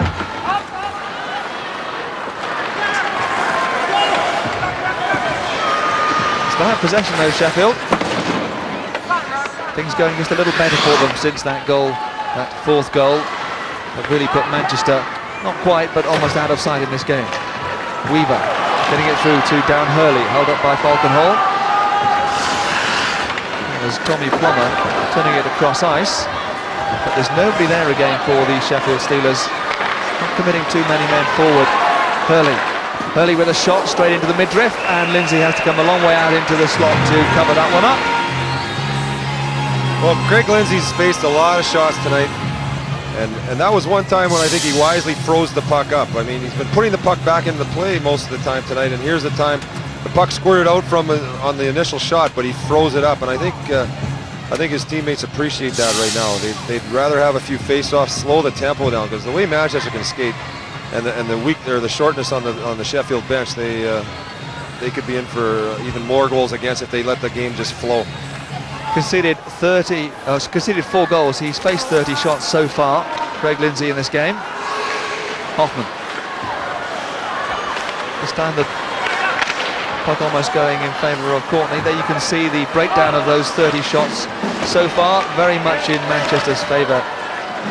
Not far off, 3-1, but that's a goal! Somehow got through Peter Angelo, and Ed Courtney is a man that you really cannot keep down, and somehow he managed to beat the great netminder himself. Yeah, the puck takes a funny hop off the glass, squirts out to Courtney. He makes a nice little move there. He shoots it, and you know what happened? The puck kind of hit something, and Peter Angelo was expecting a real hard shot, and he didn't get it. It came in slow, and the slowness of the pace took him off on that shot. Peter Angelo was expecting Courtney, who's got a great shot. He was expecting the bullet there, and I think it hit something in front, and then look at it, slows right down, just creeps over the line. But there's a sign of a goal scorer when you can get one like that. And where Ed Courtney goals go, you usually find either Tony Hand or Ken Priestley on the list as well with an assist. This time it was Priestley, and with no hand about, it was Cale Short who got the other assist. Well, if we were playing up in Scotland right now, Tony Hand would probably get an assist as well. You may say that. I'm just kidding. Comment. Sorry about that, Tony, if you're watching back at home. Well, the Manchester Storm crowd still cheering and still happy. I don't think they're overly worried at the moment with Ed Courtney getting the goal back, but as we said, they led 4-1 against London just a couple of nights ago, and in the end lost 6-5 after overtime. Now that would spoil the party later on, and all those balloons would be floating off, I'm sure. Champions, and that's exactly what the Manchester Storm are. Super League champions, third season of Super League. We've now had 3 different champions, and the Manchester Storm were favourites at the start of the season. In fact, the very first Super League game we showed on Sky Sports this season was Manchester Storm against the Sheffield Steelers, and Manchester won 6-3 on that occasion. That was way back on the 1st of October, and since then it's gone pretty much Manchester's way against Sheffield whenever they've met each other, until the last 2 games, when Sheffield have won. Morrison Gets the puck back.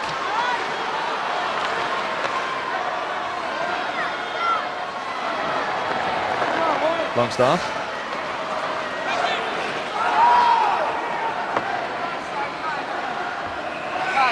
Well, Frank Pietrangelo doesn't like to be beaten, I'm sure. But I don't think it'll let him be ruffled too much by that goal by Ed Courtney.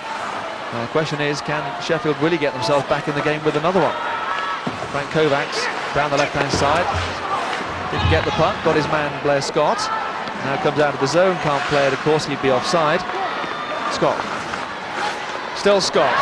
Still Blair Scott. Gives it to Morin. Morin with a shot, and Tommy Plummer's skates were in the way. Manchester look dangerous just about every time they come up ice. They move the puck so well. They get open for each other so well. And we've said it before how well they skate, but their speed and passing just seems to break a team down, especially a tired team like Sheffield right now.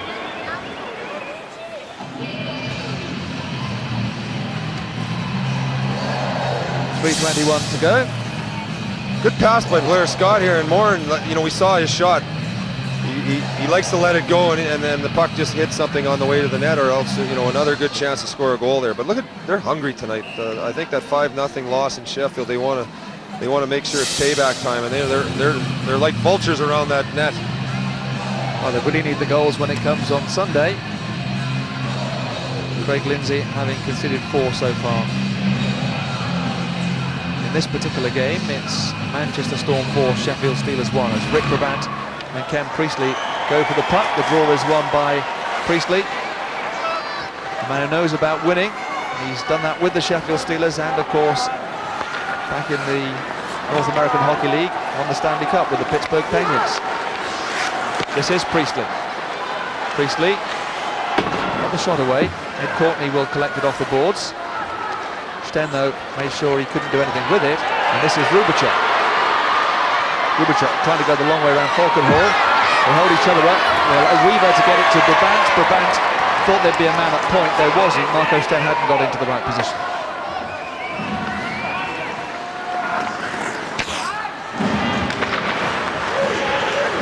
It's a giveaway. This is T to win. Cycles it for Courtney. Held up now by Sten. Priestley looked to try and get it out in front again. Short to T to win. Win thrown off the puck by Rob Robinson.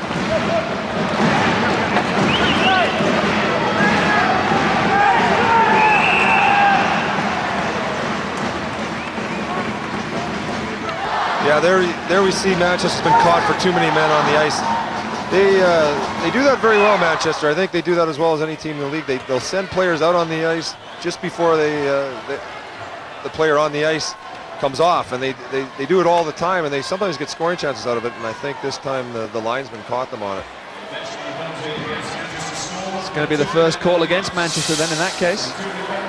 Yeah, it's over by here the player jumps on ice, and I don't think we don't see anyone has gone off the ice. They're caught momentarily. There's Rubicek going off. You can see him off to the left, but that's a good call by the linesman, and you know, the linesmen are supposed to watch for that. And I think, like I said before, Manchester do it very well in this, especially when they have you under pressure. They'll send guys off the bench before the players even come near the bench, and they hope they get away with it. But they do that often. I think it's a set play that they use sometimes, but they got caught there. Stefan Kettler playing the puck too soon. It's going to be Richard Uniacke, former Steeler, who's going to serve the bench penalty. It's given against the whole of the Manchester team, and they have to choose who's going to take it. Richard Uniacke is the man they've decided is going to sit for 2 minutes. That's the power play performance for the Sheffield Steelers this season. Problem, of course, that they got is that the Manchester Storm pretty darn good at penalty killing. Best in the league. At home, they have a 92.9% penalty killing performance this season, Manchester. In fact, they concede very, very few goals at home. Well, that's an unbelievable statistic, 92%. Just 4 times have they been beaten this season at home on the power play. And that might have Frankie Pietrangelo.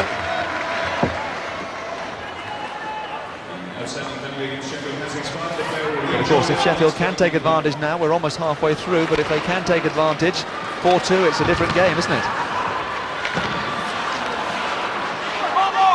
Robinson. This is Blair Scott. Manchester now quite happy just to send the puck down to the other end of the ice. They have sent somebody in on the forecheck though. It's Brad Rubachuk. Rubachuk still trying to get a hold of that puck. Does enough to hold up Sheffield coming forward, at least there. See why Manchester are so successful on their penalty kill.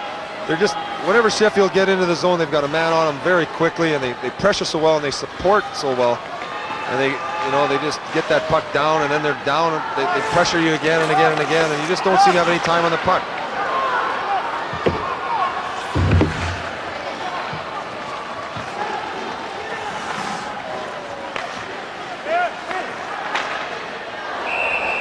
Goes into the crowd above Jason Hayward. I don't think Sheffield got a shot on that power play so far. 28 seconds left in it. Even the Priestley line, who are so dangerous on the power play, they had trouble there, but they've got them back out again. Priestley, Courtney, and Longstaff, who I think has been their best forward tonight, really. David Longstaff. And McKee would love to get a goal now. You know, if it was 4-2, you'd think they'd still have a shot at this one. There's David Longstaff back out there. Incidentally, the penalty to Jason Hayward is over. His 10-minute misconduct. He's available once again.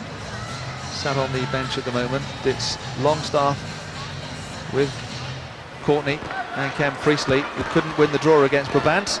Scott. And not much time left on the penalty. Not much time left on this period. Mr. Juniak about to come back out. This is Kel Short. Can he get a shot away? Not on target. Back out in front. Nobody there. Up against the boards. This is Jablonski. Seconds ticking away. Brabant to Uniac. Uniac just time for a shot maybe. Uniac gets the shot away. It's saved by the netminder. And we actually have half a second left on this game. On this period, at least on the second period. So they're going to have the face-off. They'll drop it and then they'll go for the second break of this game. Richard Uniac came out of the penalty box there. He hasn't had a lot of ice time tonight. He would certainly be getting more ice time if he was playing for Sheffield, playing for Sheffield again. But he came out of that penalty box and was surprised to get the puck. I think he didn't even have his chin strap done up, and I think he thought the period was going to end before he got out there. Well, he didn't get too much ice time at Sheffield when he was there. He was released. He's now on the Manchester Storm, who are going to be celebrating winning later on. Dom McKee.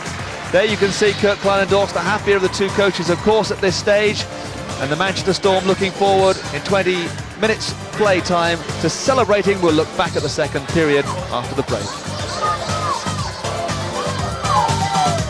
We're at the MEN Arena as the Secunda Super League champions. Manchester Storm take on the Sheffield Steelers. Manchester leading 4-1. What about that shots on goal? Manchester have already racked up 31, and that's just after 2 periods. And Mike Blaisdell, that's pretty impressive going, isn't it? Most teams would be happy with 31 in the game. Yeah, Manchester, when they get going in this rink, and if you allow them to skate, and unfortunately for Sheffield, they just don't have the manpower to slow them up in the neutral zone. So Manchester are coming up with speed, and they're gaining the zone, and then they've got some great shooters, so they move the puck so well to the open man, and they're putting a lot of shots in on the goaltender, and he's going to be a tired chap after this one. Mike, I guess Don McKee's going to be a little relieved, especially after those 2 quick goals went in for Manchester. It looked like things could, well, they could run away with things. Yeah, on this play, Manchester had so much pressure, and eventually they just found the seam here that passed through, and Rubachuk came out from behind the net, and Ed Courtney is a great goal scorer, but he's not known for his defensive game, and I think here he should have had Rubachuk tied up in front of the net, and again, the poor goaltender, it's not his fault. That puck comes through, and the puck should have been, or the stick should have been controlled. But here Morin comes down and just tees one up, and he gets a lot of velocity on that shot. And and perhaps the goaltender might have had it, but I don't think he's seen too many shots like that playing in the British National League, because this is just a cannon. He gets all of that one, and I think maybe the goaltender was tired from the shift before, because those goals came quickly, one after another. Well, you mentioned Ed Courtney's defensive qualities, but there's no doubt about his offensive ones. This guy can score goals. Well, he's paid to score goals, and he's probably the only guy in the league, or one of the only guys in the league, that's going to score on this play. He comes through, he makes a nifty little sidestep with the defenseman. Then when he shoots it, I believe it hit a stick or something, and we talked about it before. It's slowed up, and that's why it went past Peter Angelo. The puck He takes a funny hop off a stick or the glass here, comes right out. And, oh no, it's a little pass here. Priestley makes the pass. And then Courtney sidesteps the defenseman, Sten, and, you know, there it is. Peter Angelo expecting the bullet from Courtney like he has, because he can really shoot the puck. But he took a little bit off it on that one. But Sheffield certainly more competitive towards the latter part of that second period. Well, they have a lot of pride in their locker room, and I don't think they want to get really pasted tonight. And, you know, it doesn't do them any good when they come back in here on Sunday in the Challenge Cup. And they don't want to get Manchester thinking that they can actually win that Challenge Cup and come back. So, you know, there's a lot going on in the dressing rooms right now. I think Sheffield want to come out. They've got to go after them a little bit more, but at the same time, they don't have enough firepower or enough manpower to do it. So 4-1 here. Let's catch up on all tonight's games. Cardiff leading London by 2-1 at the moment. Newcastle and Bracknell is 2-2 at the moment. Now, if you were watching earlier, you'll know we were offering you a chance to go for a VIP weekend here in Manchester for the playoff final weekend. Another chance to enter now. Nick has the details.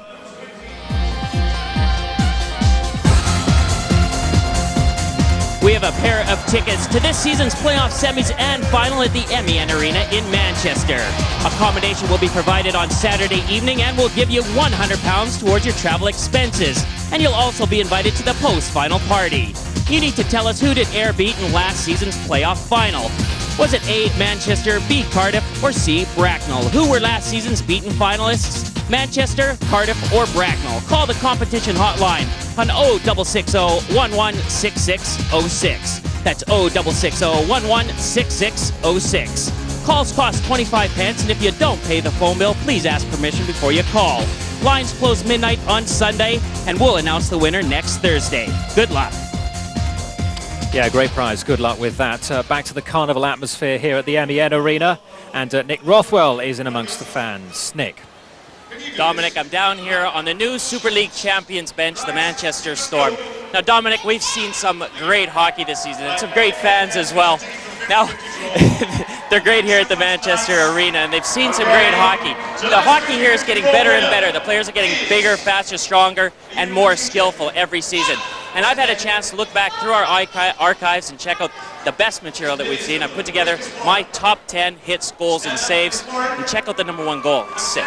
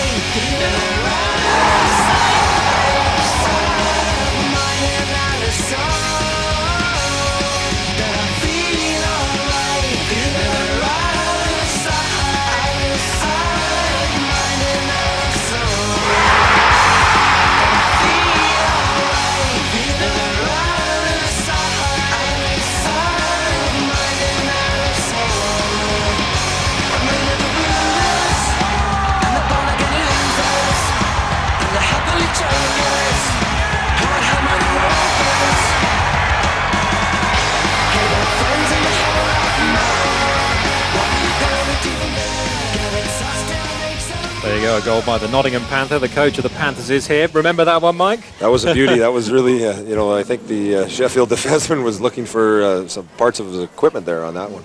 It's been a tremendous season. Would you say the standard continues to get better in this league? Oh yeah, it was.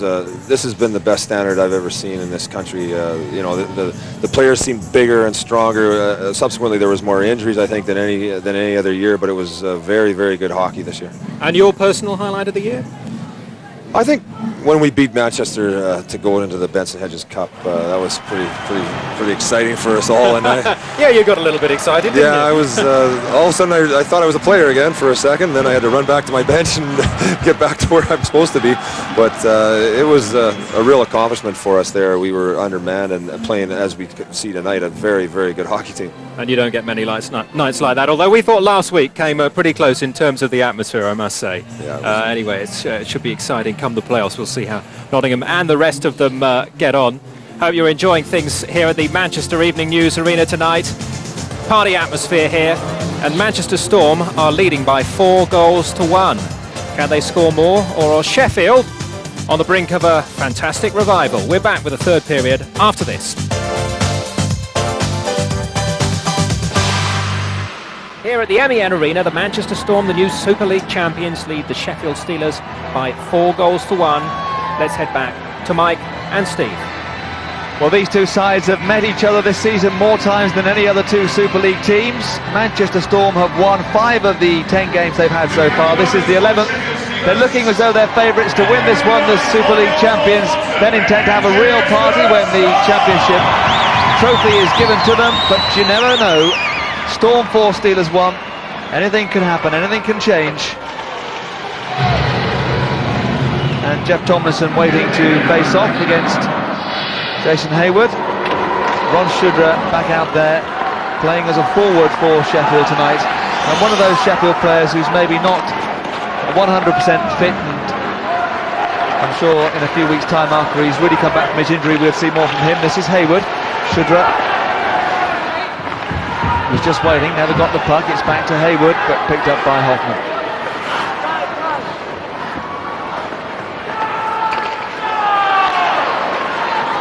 Tomlinson working well with Jablonski there, couldn't quite engineer the way through though. And this is Sheffield Steelers again. Dare say whatever the scoreline is, the noise in this arena will steadily rise as we get towards the end of this period. And Manchester fans really start their party. This is short. Robinson for the Manchester Storm finds Blair Scott. We saw Blair Scott scoring an overtime winning goal against Bracknell Bees recently in a very important game that was on Sky Sports. He had 2 games against the Bracknell Bees, and that was the time that winning the Super League title was more or less confirmed. It was finally mathematically confirmed last weekend, of course. Courtney goes down. The referee doesn't call anything there. Sheffield working hard at the moment inside the Manchester zone, cycling the puck again to Priestley. Peter Angelo got his stick on that one. This is Weaver. Priestley turns it back across, no one there, and Rubachuk can come forward now. Manchester turns it into the corner. It's going to be Brabant who will chase it in.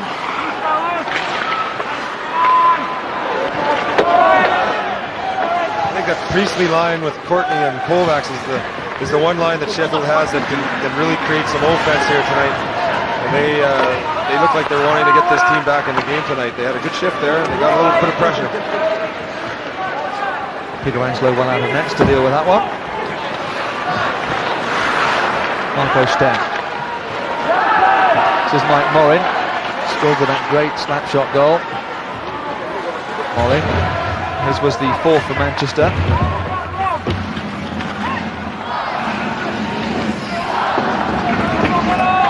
Sheffield having to work hard here. It's Allard held up by Plummer, and the puck is not going to come out of there. The goals we've had so far, 5 of them, started in the first period with a power play goal, and it was scored by Jeff Jablonski. Second goal for the Storm, scored by Stefan Ketteler. Then two rapid goals, first by Rubachuk at the start of the second period, and 65 seconds later, Mike Morin's bullet. And just a glimmer of hope for the Sheffield Steelers. An orthodox finish, but the goal by Courtney leaves the score at Manchester Storm 4, Sheffield Steelers 1. Wilson. Longstaff getting the pass across, looking for Tommy Plummer. Shot coming in from Wynn. Manchester coming forward here again with Darren Hurley down the right. Hurley checked by John Wynn. This is Rob Wilson. Rob Wilson, one of a number of players on show this evening who are going to be going off to Copenhagen for the World Championships, playing for Britain.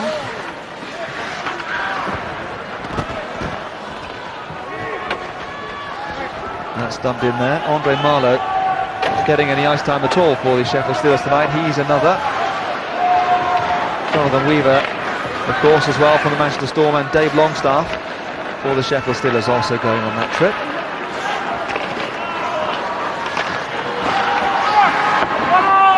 Stefan Kettler gets the puck back off the boards. Now this is Ron Shudra. Mr. Sheffield Steelers in many ways, Ron Shudra, been there right from the beginning. That's an offside call. Yeah, you can see Shudra, he's missed a lot of hockey this year. He's trying to find his legs now again for the playoffs, and it's very difficult for a player coming off a knee injury like that. You know, Ron's a very skilled player, and he's a good skater when he's healthy, I'll tell you, but he's he's laboring a little bit still, and he probably still feels the effects of the injury, and also the fact that he's not really match fit yet. But the coach is smart in using him a lot tonight, trying to get him into real good match fitness when the real games come. And they've got a big one Sunday as well. Against the Manchester Storm, they're 5 goals up from the first leg of the Challenge Cup final. The other game, as Mike Blaisdell knows well, is a little closer, with Cardiff trailing 3-2 going into the Nottingham Panthers.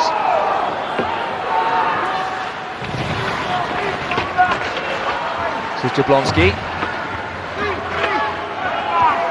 Comes away on the Sheffield side, as it were. It's Ken Priestley behind Craig Lindsay. Pass only finding Tomlinson inside the Sheffield zone still. Some poor passing at important moments from time to time by the Sheffield Steelers in this game. Kurt Kleinendorf, the Manchester Storm coach, watching, waiting, hoping his side are going to get even more goals to launch an even greater party spirit. Kurt Kleinendorf already knows he's picked up his first silverware as a coach, formerly with Valley Ice Caps in the East Coast Hockey League in North America. Kurt Kleinendorf's a player himself, before that played in Holland.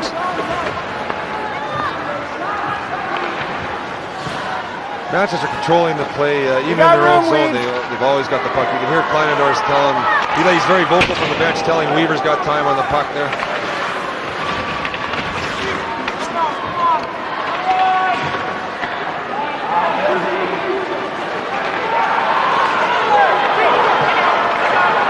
Win.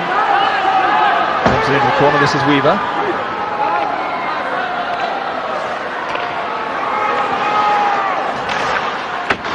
Big effort, comes back off the boards, and Craig Lindsay happy to freeze it on that occasion.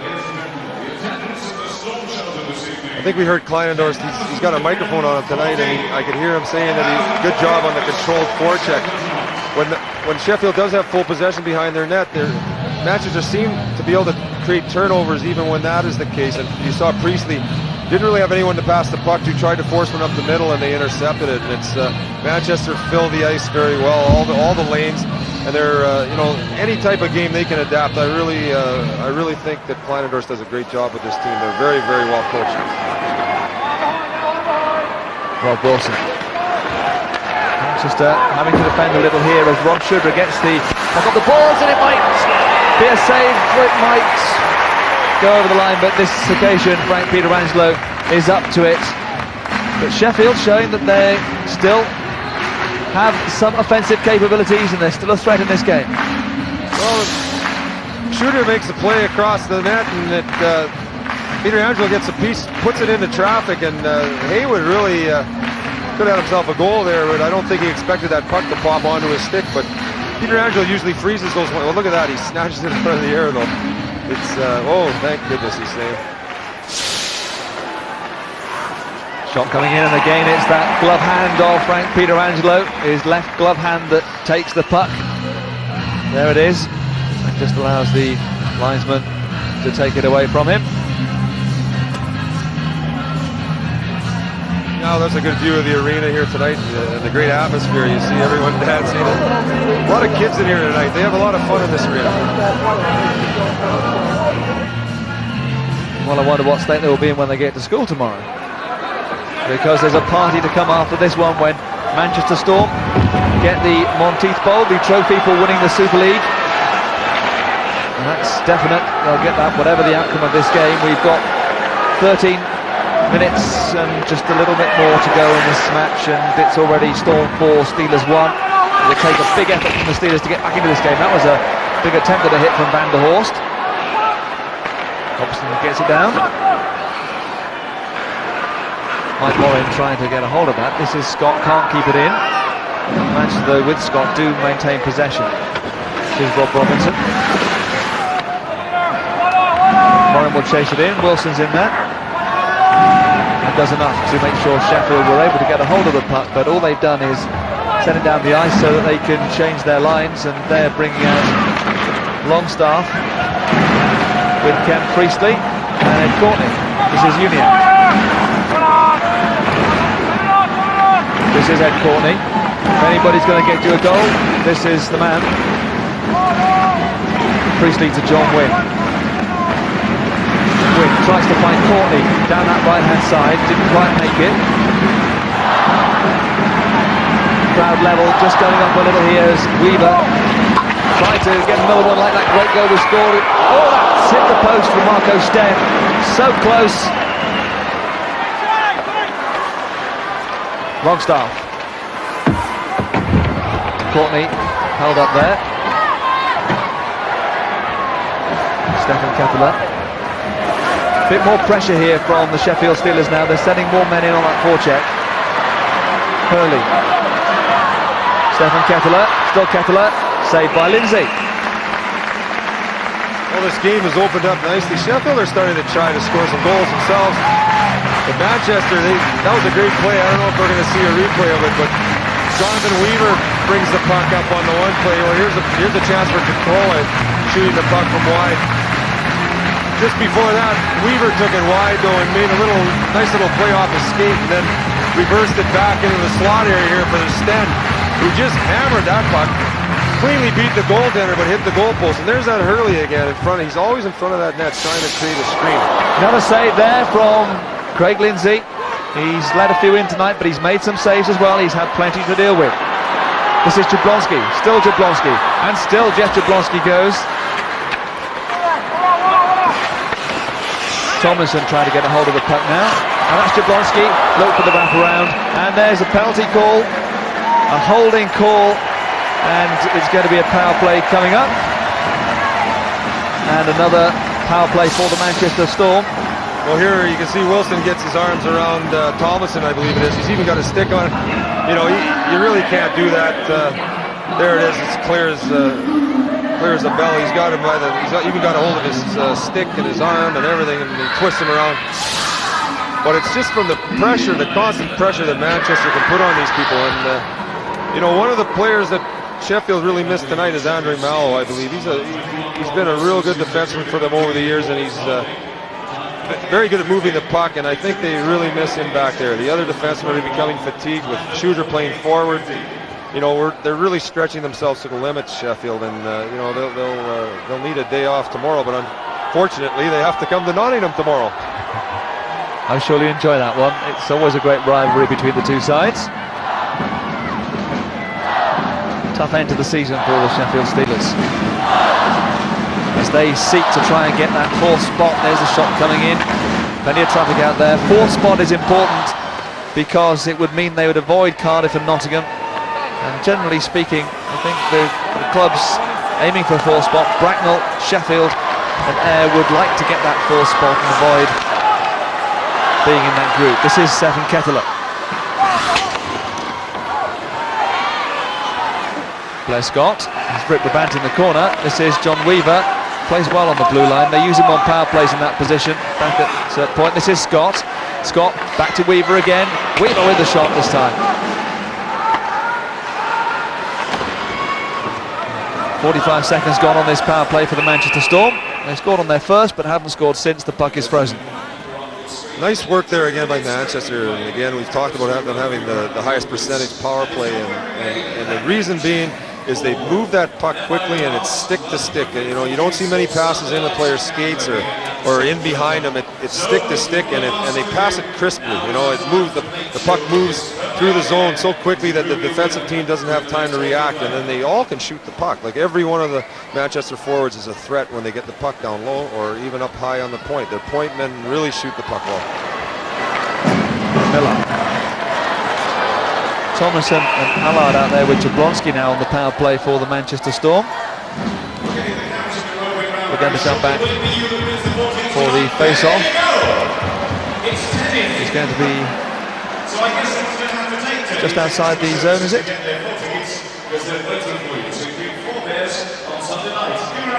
One of the key players missing tonight for Manchester, we've talked about Sheffield's injuries, is Kelly Askew, and he would be out here on this power play, and he's another one that skates so well.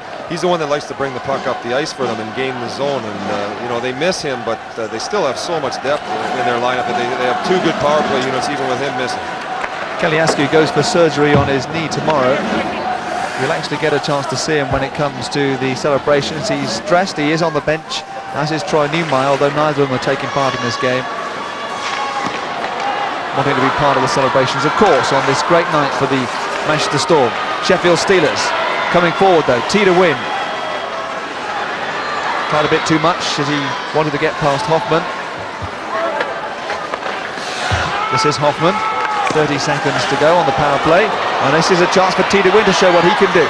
Win. Again, the Manchester Storm defenseman doing well. Miller that time holding up T to win. And then he decides he's done enough. End of his shift, leaves Manchester to get on with it and come out of their zone.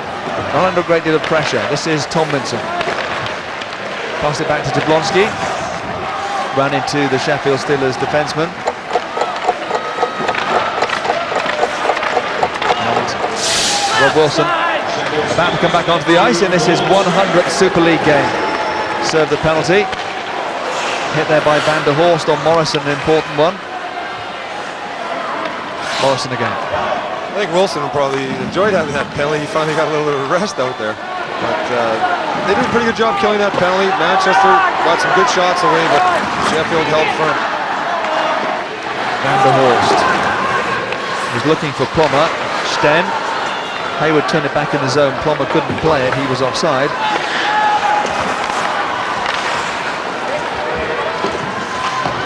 Nine minutes left before the real celebrations get underway here. Sheffield Steelers, they could get a couple of goals back. It would certainly raise the tension level in this game. More important for them to win, of course, than the Manchester Storm in terms of the league placings. This is Shudra. Shudra turned it on the net. Kovacs able to get a hold of that one, and Marco Sten has it for Manchester.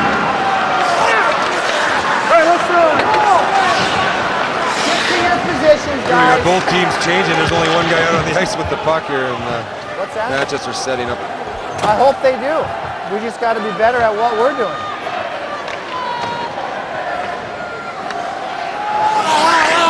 Kurt Klein endorsed with some appropriate words.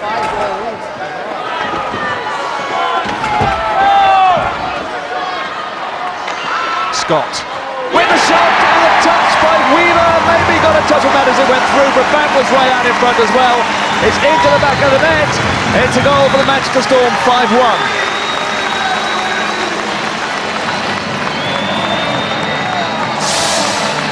Well, here's a little scramble, and they find those men open at the back, and again, a Manchester defenseman, when he gets the puck, 99% of the time, the puck hits the net.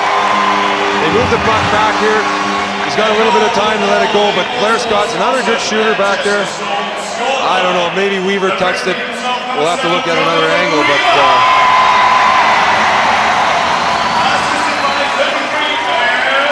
Yeah, it looks like Jonathan Weaver got a piece of that puck and with his stick and changed direction slightly. Got it to go up over top of the goaltender. But Manchester just so dangerous when they get that puck down low. They find that man open on defense out near the blue line, and then they hammer it on the net. They've always got people moving to the net and creating some traffic in front of the goaltender. Make it very difficult on the Sheffield goaltender. Icing the call there, ninth goal of the season for Jonathan Weaver. Assists on that goal for Rick Brabant, and the man you can see there, Blair Scott, who had the initial shot. Blair Scott came from Basingstoke, and you know, Peter Woods, I was talking to him last week, the former coach of Basingstoke, and he thought that Blair Scott was one of the key signings that Kurt Kleinendorf's made, and I have to agree with him. He's, you know, on a good team, he's really showing what he can do. You know, last year he was on a team that struggled slightly. There's Jonathan Weaver. Good young, probably the best young British player in the country, has all the talent, all the skills, skates well, very heads up, and plays a real good skating game that the Storm style really fits into his style of play. Scott again, this time nobody could deflect it past Craig Lindsay. He managed to hold on to it on this particular occasion, the former Paisley Pirates player.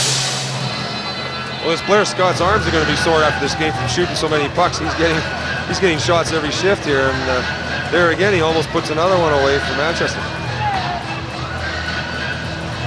There's those Manchester forwards again. They just come crashing to that net. They're hungry tonight. They want to score a lot of goals tonight. They must have bonuses for scoring some of these guys. Still out there with Miller, and Kettler out there with Tomlinson and Jablonski. Oh, that's a good save. Good reactions there from the netminder Craig Lindsay. He really held on to that one. That's his third shot in about 40 seconds, and they're all bullets. They're all on net. I mean, you know, he's not even their key guy on the power play, but there's a guy that can really shoot the puck on defense. Doesn't have to take the penalties in the style of play that Manchester play, I guess. Yeah, here he goes. You can see his stick just bend. He gets everything on that. That's a good save by the goaltender. He's probably thinking, somebody please win a face-off and get out to this guy. I'm getting sick of them hammering the puck on me here. Well, he doesn't have to worry about Blair Scott for the moment because he's gone off to have a well-earned rest for a moment or two. 7:30, and certainly the crowd are definitely enjoying themselves now. Stefan Kettler being chased in there by Ron Shudra.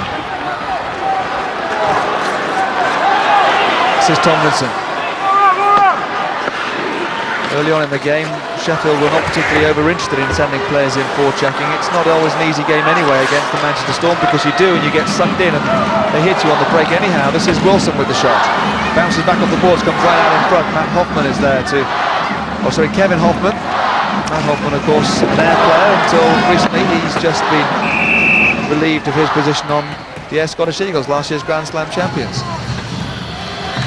Yeah, that's another player that Air will miss him. He's a big, strong forward for them, and then with Byram gone for the season, that definitely hurts Air's chances.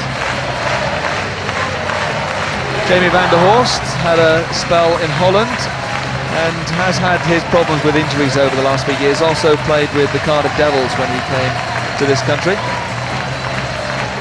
Van der Horst is the type of player that will take injuries. He throws himself at blocks shots. He hits everything that moves. He plays a very physical game, and that's going to take its toll. And you can see from his injury totals over the years that that style of play has affected his number of games played. Double concussion was the most recent injury that he's had this season. Uniak dumps it into the corner. Dan Hurley will chase for it, but it's Frank Kovacs that comes away with it for Sheffield Steelers. Again, they're quite happy just to play it forward. This time it's Manchester dumping the puck. Rick Brabant going in there, comes away with it as well.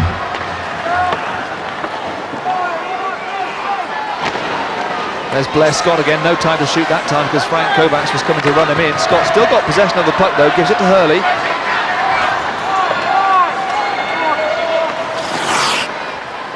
Ken Priestley hasn't had an opportunity himself to get on the score sheet this evening. Ed Courtney has for the Sheffield Steelers. He got the one goal they've scored, but they're trailing by 5 goals to 1 with less than 6 minutes to go. The Super League presentation still to come here. They're already the winners of the Super League title, the Manchester Storm, and after this game they will get their trophy. No, Sheffield try that play over here. Well, this is Mike Morin skating through, gets it to Miller this time at point. Miller with a shot, makes the save, but it comes back out in front, and they couldn't stop the goal going in from Pierre Allard. Champions they are, winners in this game, they certainly will be. Storm 6, Steelers 1. Well, I think if Sheffield are going to take a lesson from this game, it's try to pick up the points or the defensemen of Manchester, because there again, another clear shot from the point. Miller shoots it on net. The goaltender, the rebound goes out. Morin just gets a little touch on it across to Allard, and he's got probably the easiest goal of his life. There was no one within 4 feet of him, and he was looking at a wide open net. You can see Allard here all alone, and it squirts to him. Thank you very much.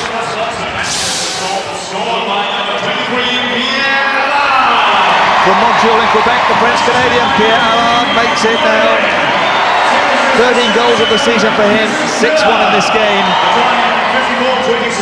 Remember, they need to outscore the Sheffield Steelers by 6 in their game on Sunday to come back from 5-0 down in the first leg of the semi-final of the Challenge Cup. I'm sure it will be a different kind of a game, though, when it comes to Sunday in this rink. Right now it's party time for the Manchester Storm, though. This is Mike Morin, one of the goal scorers this evening. And never ceases to amaze me how often Manchester Storm run up a big score and you get just the goals shared around so much. This is Manchester doing a bit of defensive duty now, getting it up to Mike Morin.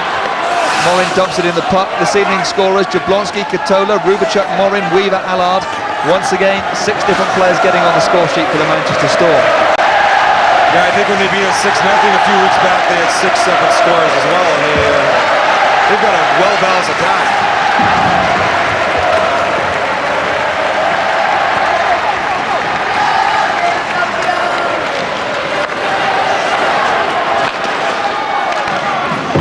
Manchester coming forward, looking for more goals to pile on the agony for their rivals from across the Pennines, make a point or two before the game on Sunday, and of course make sure the evening goes with a real swing as far as they're concerned. This is Cale Short, dumps it in. Sheffield have lost 4-0 in air this season. That was their worst defeat, but they're trailing by 5 here, so this could be their worst defeat of the season in almost their last Super League game of the season. They've got one more to come. That's in Nottingham tomorrow. And Mike Blaisdell is licking his lips at the prospect, I think. Well, I mean, it's just, this shows a clear indication of what happens when you get a team with injuries, and they look tired tonight against a team that really wants to run the score up, and tough position for Sheffield to be in. I'm sure they'll be much, much better on Sunday. Ron Schuber didn't get his stick on that puck. Peter Angelo to Stefan Kepler. Oh, gives it away this time. This is Frank Kovacs. Trying to get past Stefan Kepler, who's holding him up, trying to make amends for giving him the puck in the first place. This is Ed Corning. Van der Horst, and now Wilson. Wilson gets it into the area where he wanted to, but now Priestley. Sheffield will have to skate back. Van der Horst going back there with some assistance from the netminder. It's a good job that that wasn't picked up by Stefan Kepler. Coming forward, Courtney with a big shot. 2.5 minutes to go. Kovacs. Marco Sten, is there another goal yet for the Manchester Storm in this game? Tomlinson with a shot saved by Craig Lindsay. Looks like Kovacs and Miller are disagreeing about something out there. Well, there hasn't been a great deal of ill will in this particular game. There was in the previous game, the 5-0. There were quite a few penalties handed out in that particular game. Kovacs got a 5+ game in that match. In fact, Frank Kovacs thrown out of the 5-0 defeat in the first leg of the Challenge Cup semi-final.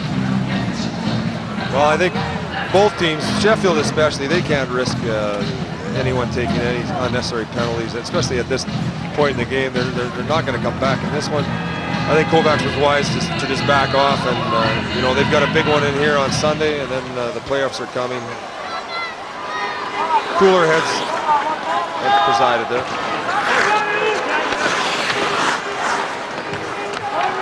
This is the final Super League game for the Manchester Storm this season. The playoffs, of course, to come, and the Challenge Cup semi-final. But they are going to round off the season with Richard Uniacke trying to get out in front and get on the score sheet as well. And he gets hold of the puck and turns it around. Falkenhall will turn it away. Doesn't clear the zone, but 2 minutes to go before they round off the season in the kind of style they've shown us throughout the season. A 6-1 defeat in front of a huge crowd, a fitting end to their season, which started against the Sheffield Steelers with a 6-3 win, and they'll raise the trophy in just a few minutes' time now. Manchester Storm so successful this season in all respects. They've run into a bit of injury problem lately, but they didn't have too many injury problems throughout most of the season, but they have been the most consistent side without doubt in the league this season.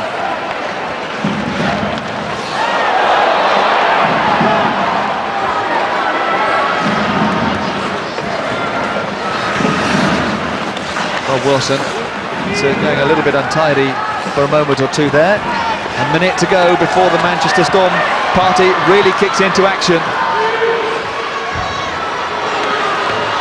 Nobody has won in here bar the Cardiff Devils this season. It really has been a fortress, this arena, for them. They've got a great record on the road as well. Bar Cardiff, they're the only team that have a winning record on the road this season.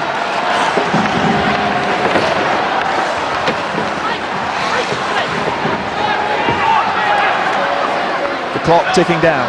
A little over half a minute to go, and the roar when Manchester Storm complete this 6-1 victory will be huge, not just for the fact that they've got the victory, but for the fact that it rounds off a season that has brought the first major piece of silverware to the Manchester Storm, the biggest club in the country in terms of the arena, in terms of their support, and now they've got a trophy to back that up as well.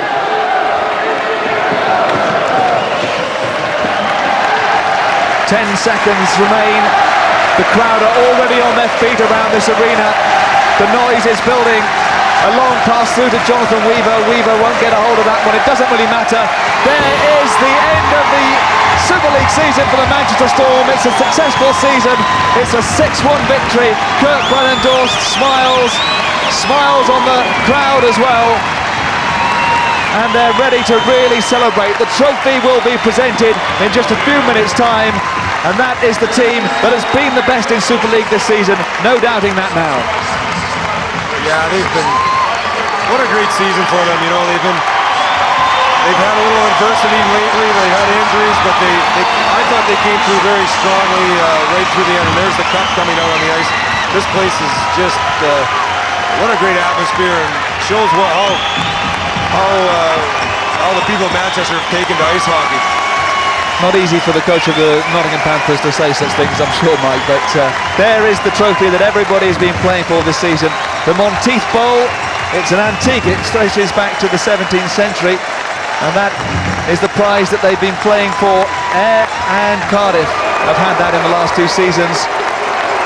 Handshakes there from all the players concerned. Great rivalry between Manchester and Sheffield, but right now there's Kelly Askew, you can see there. He didn't play at all tonight. Let's go down and hear from the Manchester Storm winning Super League coach Kirk Brennendorst is with Nick Rothwell. Kurt, what a great way to show the cup to your fans. I know. I mean, we were actually very much looking forward to tonight, and I guess this is the beauty of not having won it on the road. We get to parade it in front of our own fans, and I think it's special that we can do that. How did it feel to see the pennant going up? It was... almost needed a tissue, Nick. No, you didn't. Almost. Now you've got the win, though. This is a good way to head into the playoffs. Oh, no question. I mean, this is nice. This was our 30th win tonight, and it's been a great year, and that we could end it on a high is really, really nice. Now, I know you don't think that Sheffield are going to play like this on Sunday. They're going to come out a little harder. Yeah, I think they're going to use a lot of what they did tonight, but probably with more energy. I mean, I can't imagine that they'll come out this flat, but you can see what they were up to, and they wanted to not have injuries tonight. They wanted to keep themselves as fresh as they can for Sunday, and I don't disagree with the way Don came in here and played. I think it's something that they're thinking will help them on Sunday. Well, congratulations, Kurt. It's nice to follow you all season and finally do this. Well done. Thanks, Nick. Thanks. Celebration is still going on. Nobody, of course, has left this arena. The players out there celebrating. That's Craig Lindsay, who came into the Sheffield Steelers, and what a baptism for him in the Super League. He was coming into almost a no-win situation with the Manchester Storm, so strong in here, and on the night they rounded off their Super League season, their regular season, with a great victory for this large turnout of fans. Sherburn, of course, a former netminder here in Manchester. That's Frank Pietrangelo, who has done so much this year to bring this trophy to Manchester. Brad Rubachuk leading the players around this rink, and there's Mike Morin giving Rubachuk a pat on the head. Rubachuk, the all-time leading goal scorer there for the Manchester Storm, getting a bottle of champagne to celebrate. But the big moment is coming soon when they lift that trophy. There's Frankie Pietrangelo, little plate there, little silver salver for Rubachuk. And waiting for the moment, right next to the cup, you can see Jack Flash. As far as this game is concerned this evening, the player that won the award as Seconda Player of the Match, Jonathan Weaver, a young British player, 22 years of age, from Sunderland, and a great player for the future, and he really has grown in stature in this team.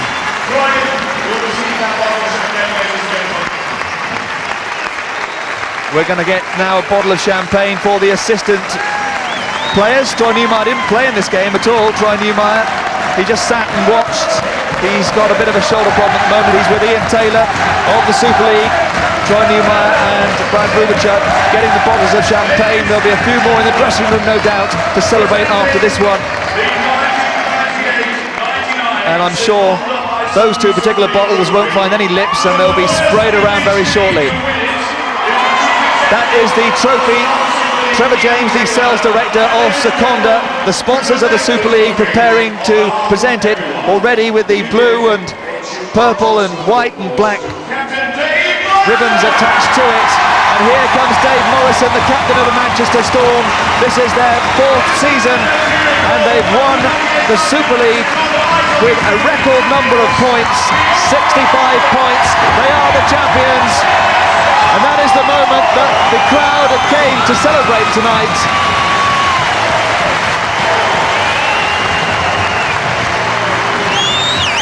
Number one, almost throughout the whole season, they were knocked off top spot just a couple of times by the Cardiff Devils.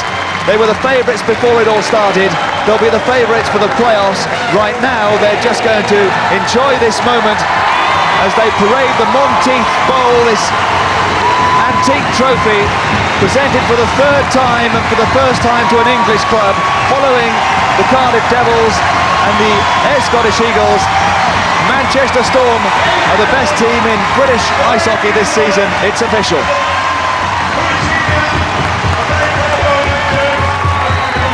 Well, what a great night for the Manchester Storm and for all their fans who've come here tonight to see their heroes in action. Mike Blaisdell, the Nottingham coach, sitting alongside me, applauding the Manchester Storm. Well, they've just done a great job all year, and I really respect the discipline they showed all year, and the fact that they continued through their injury problems at the end of the year, and they played hard through every game. I don't think they took any games off, so to speak. They played hard every night, and there's a key to their win right there. Frankie Pietrangelo, he's a very big part of that team, but they were well coached, they were skilled in every department. They have a great crowd, very tough to beat in this rink with this crowd. You can see it's an intimidating rink. Right, let's hear from Manchester's captain. Dave Morrison is with Nick Rothwell. Dave, lifting a cup, it's everyone's dream, but as the captain, you get to do it first. How does it feel? It feels fantastic, and it feels fantastic to do it for such a great bunch of guys, a great organization, and as you can see here, a great bunch of fans. So yeah, I'm thrilled to death. Why did I feel that was going to happen now? I don't know, Nick, I think because you're a popular guy, but the boys are happy. The boys are really happy. Let's go to Brad Rubachuk. Brad, how does that feel? Feels awesome. I mean, after last year, losing out the air by 3 points, this is awesome. It's just incredible. I mean, I can't, I'm lost for words right now. It's been a battle since August. Guys pulled through. And number one, baby, number one. Woo! Brad, they're going to take off. They're happy boys, guys. Wonderful scenes. The champagne is flowing at the MEN Arena.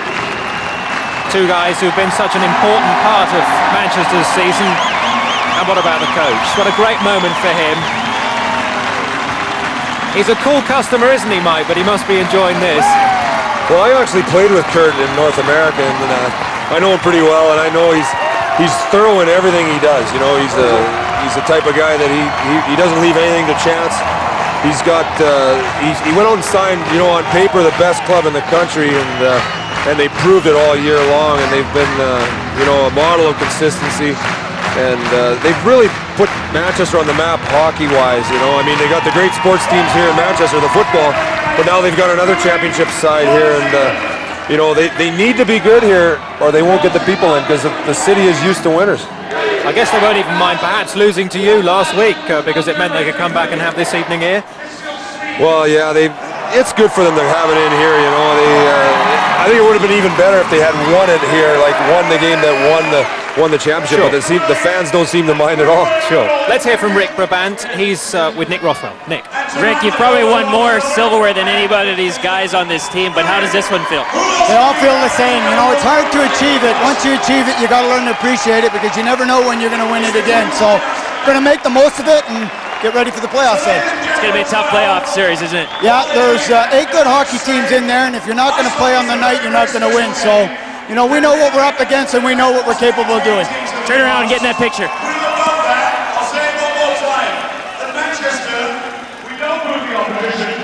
So the team photos being taken. And what a year it's been for the Manchester Storm.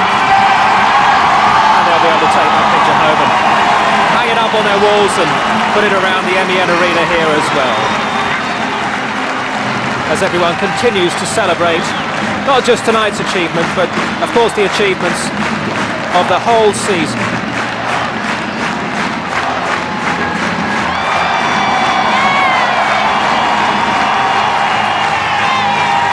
Jonathan Weaver. Such a performance by him. Mike, is there anything in this guy's game which he needs to improve on to go all the way?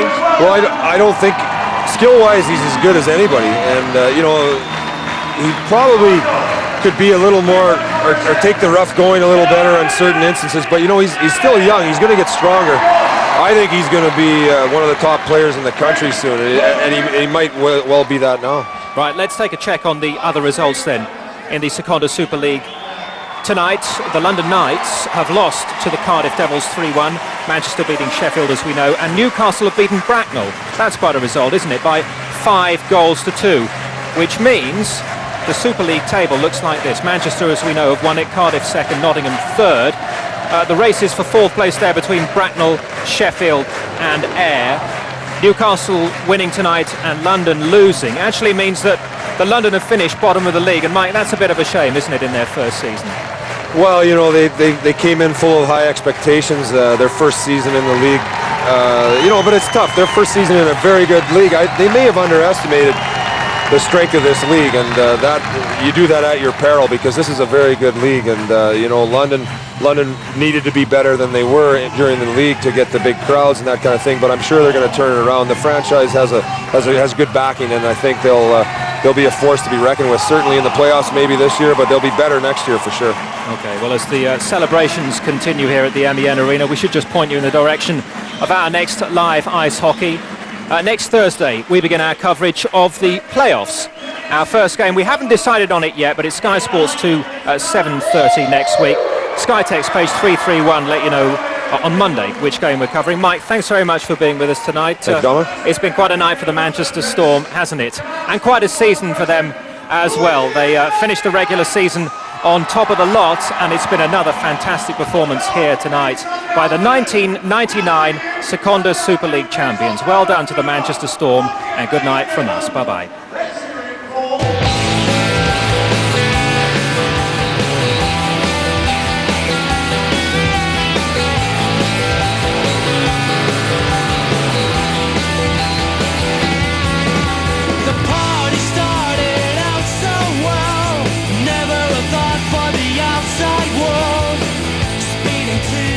Vanishing point, this beautiful snowman. closer you come, the warmer it became. I feel the rush of 1,000 tiny beats, fill the heart at once. Can you feel the rush? 1,000 beats, fill the heart at once. Feel the rush, 1,000 hearts, find a way out. Now I see doubt. Kiss the day goodbye, give it to the night. Everything is beautiful. Kiss the day goodbye. Trip across the time zones. I move